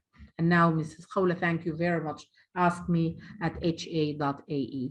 So now let's just go back. I want to respond to that one student who asked me to provide you with a case study for the academic, and maybe we can talk a little bit more about an example for the future, the continuity and the future plans, so it can be more clear to you. And I think that will be it for tonight. So let me just go back. Can we go back to take a look at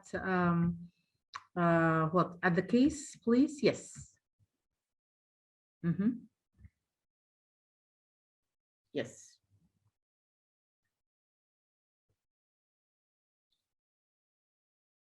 Okay, now if we look at the case, okay, let's imagine if Miriam, okay, Miriam, she is gifted and talented in the area of language, okay, and we said that she was selected by her school teacher, okay, again, and principal to display her talent in the area of language arts, okay, in Abu Dhabi Art Fair. Because she can be a student who is academically talented, let's say in language, in Arabic language or English language.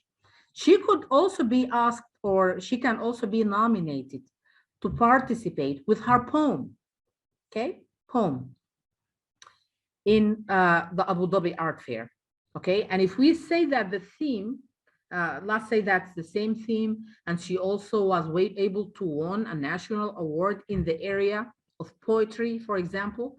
And here we talked about how she was able to develop her, poetry abilities, like also attending workshops and doing all of that. So if we look at the academic excellence, do you remember? Can you write them down for me? Write down for me the areas or the four. We have 4 dimensions for the academic excellence. Can you write them down for me, please? Do you remember them?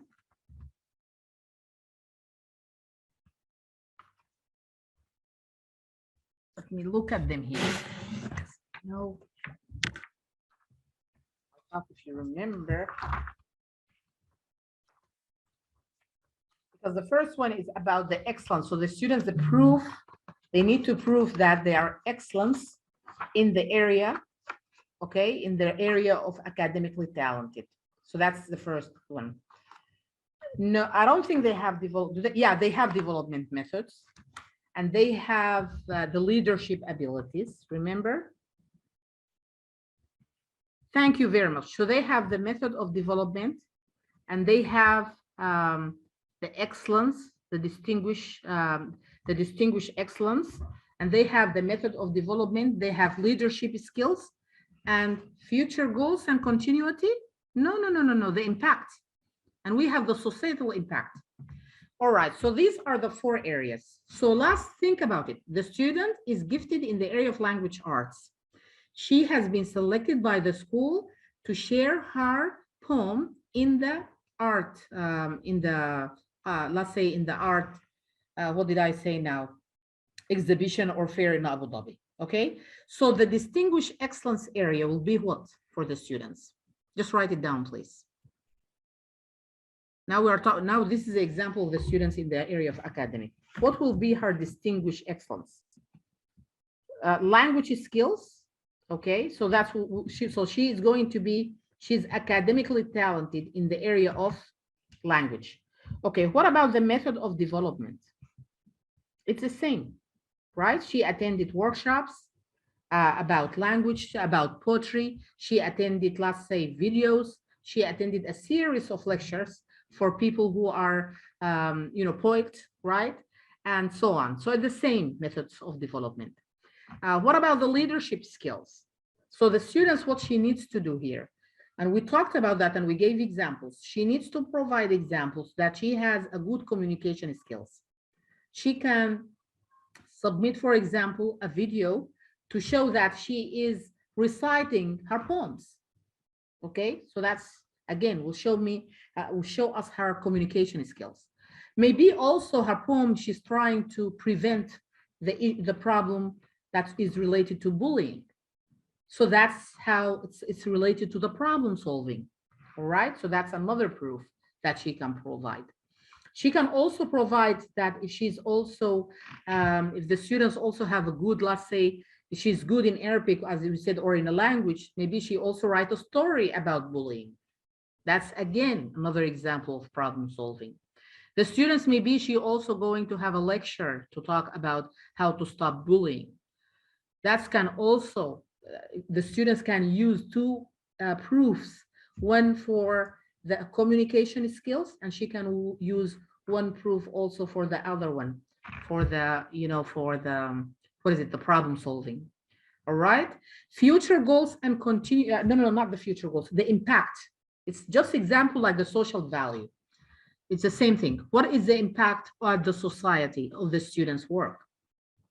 So she needs to provide letters, right, from those people who attended her workshop, or those people who have listened to her poem, for example, or those people who read her poem, and what do they think about it, and the impact of her workshops on reducing the bullying, if it really does that, and so on. So these are all social impacts. So she can bring letters, she can bring thank you letter from teachers, from students, from community members, and so on. So that's it. So this will be the case for the academic, for the future goals and continuity. Let's do it together. What about if you can write for me?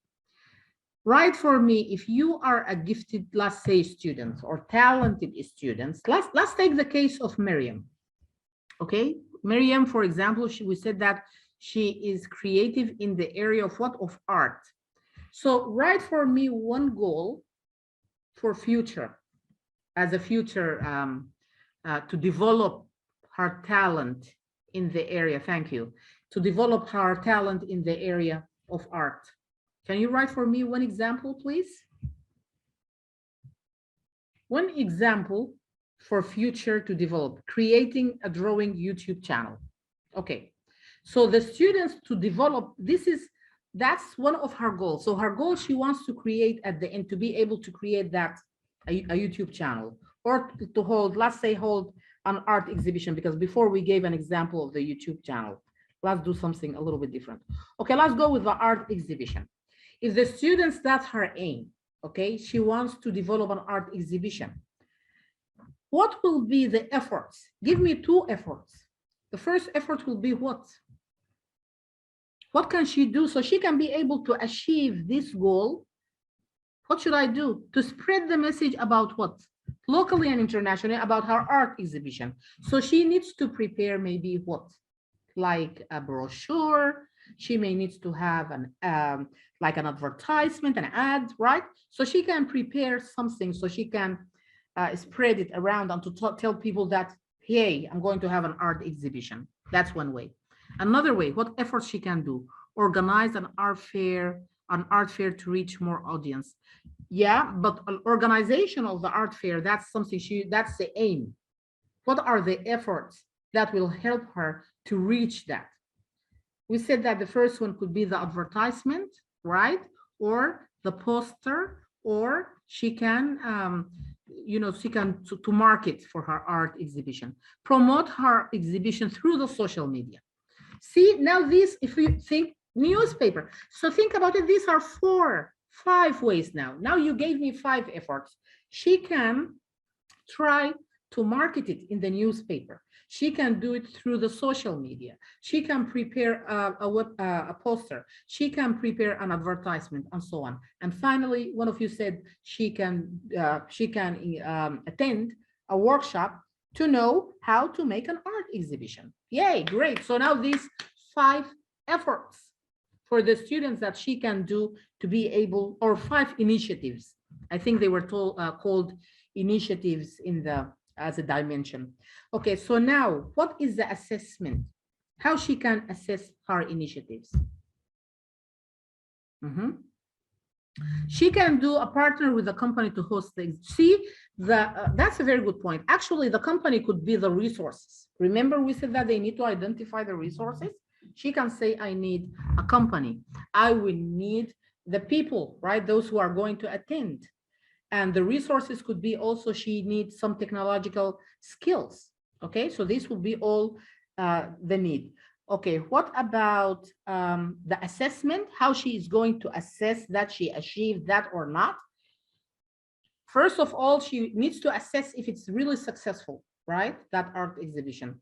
She can ask the people, very good. She can look at the number of the visitors for the art exhibition. So number of visitors could be 1, the satisfaction of the visitors could be 2. She can prepare interviews. She can do interviews. She can also prepare a survey about the satisfaction, okay? What else? Art review left by visitors. Reviewer left. What are reviewer, you mean like to write their review about it? Good, but yeah, get feedback. Very good. Comments also, right? About it. That will be great.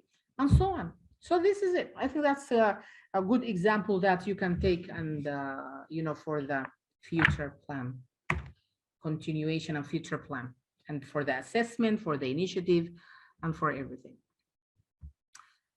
She can also auction her art piece, donate for charity. Yay! That's a creative way. See, that's creative, because you also need always to consider creativity.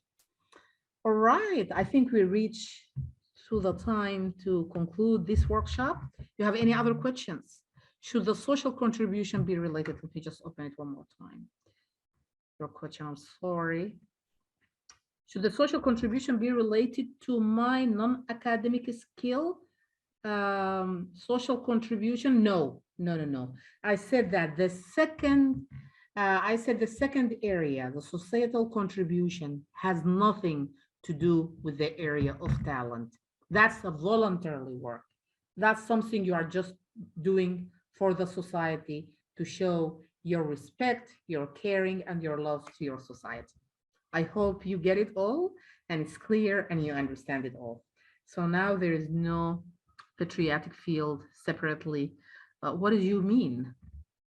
Now we have very big domains. You have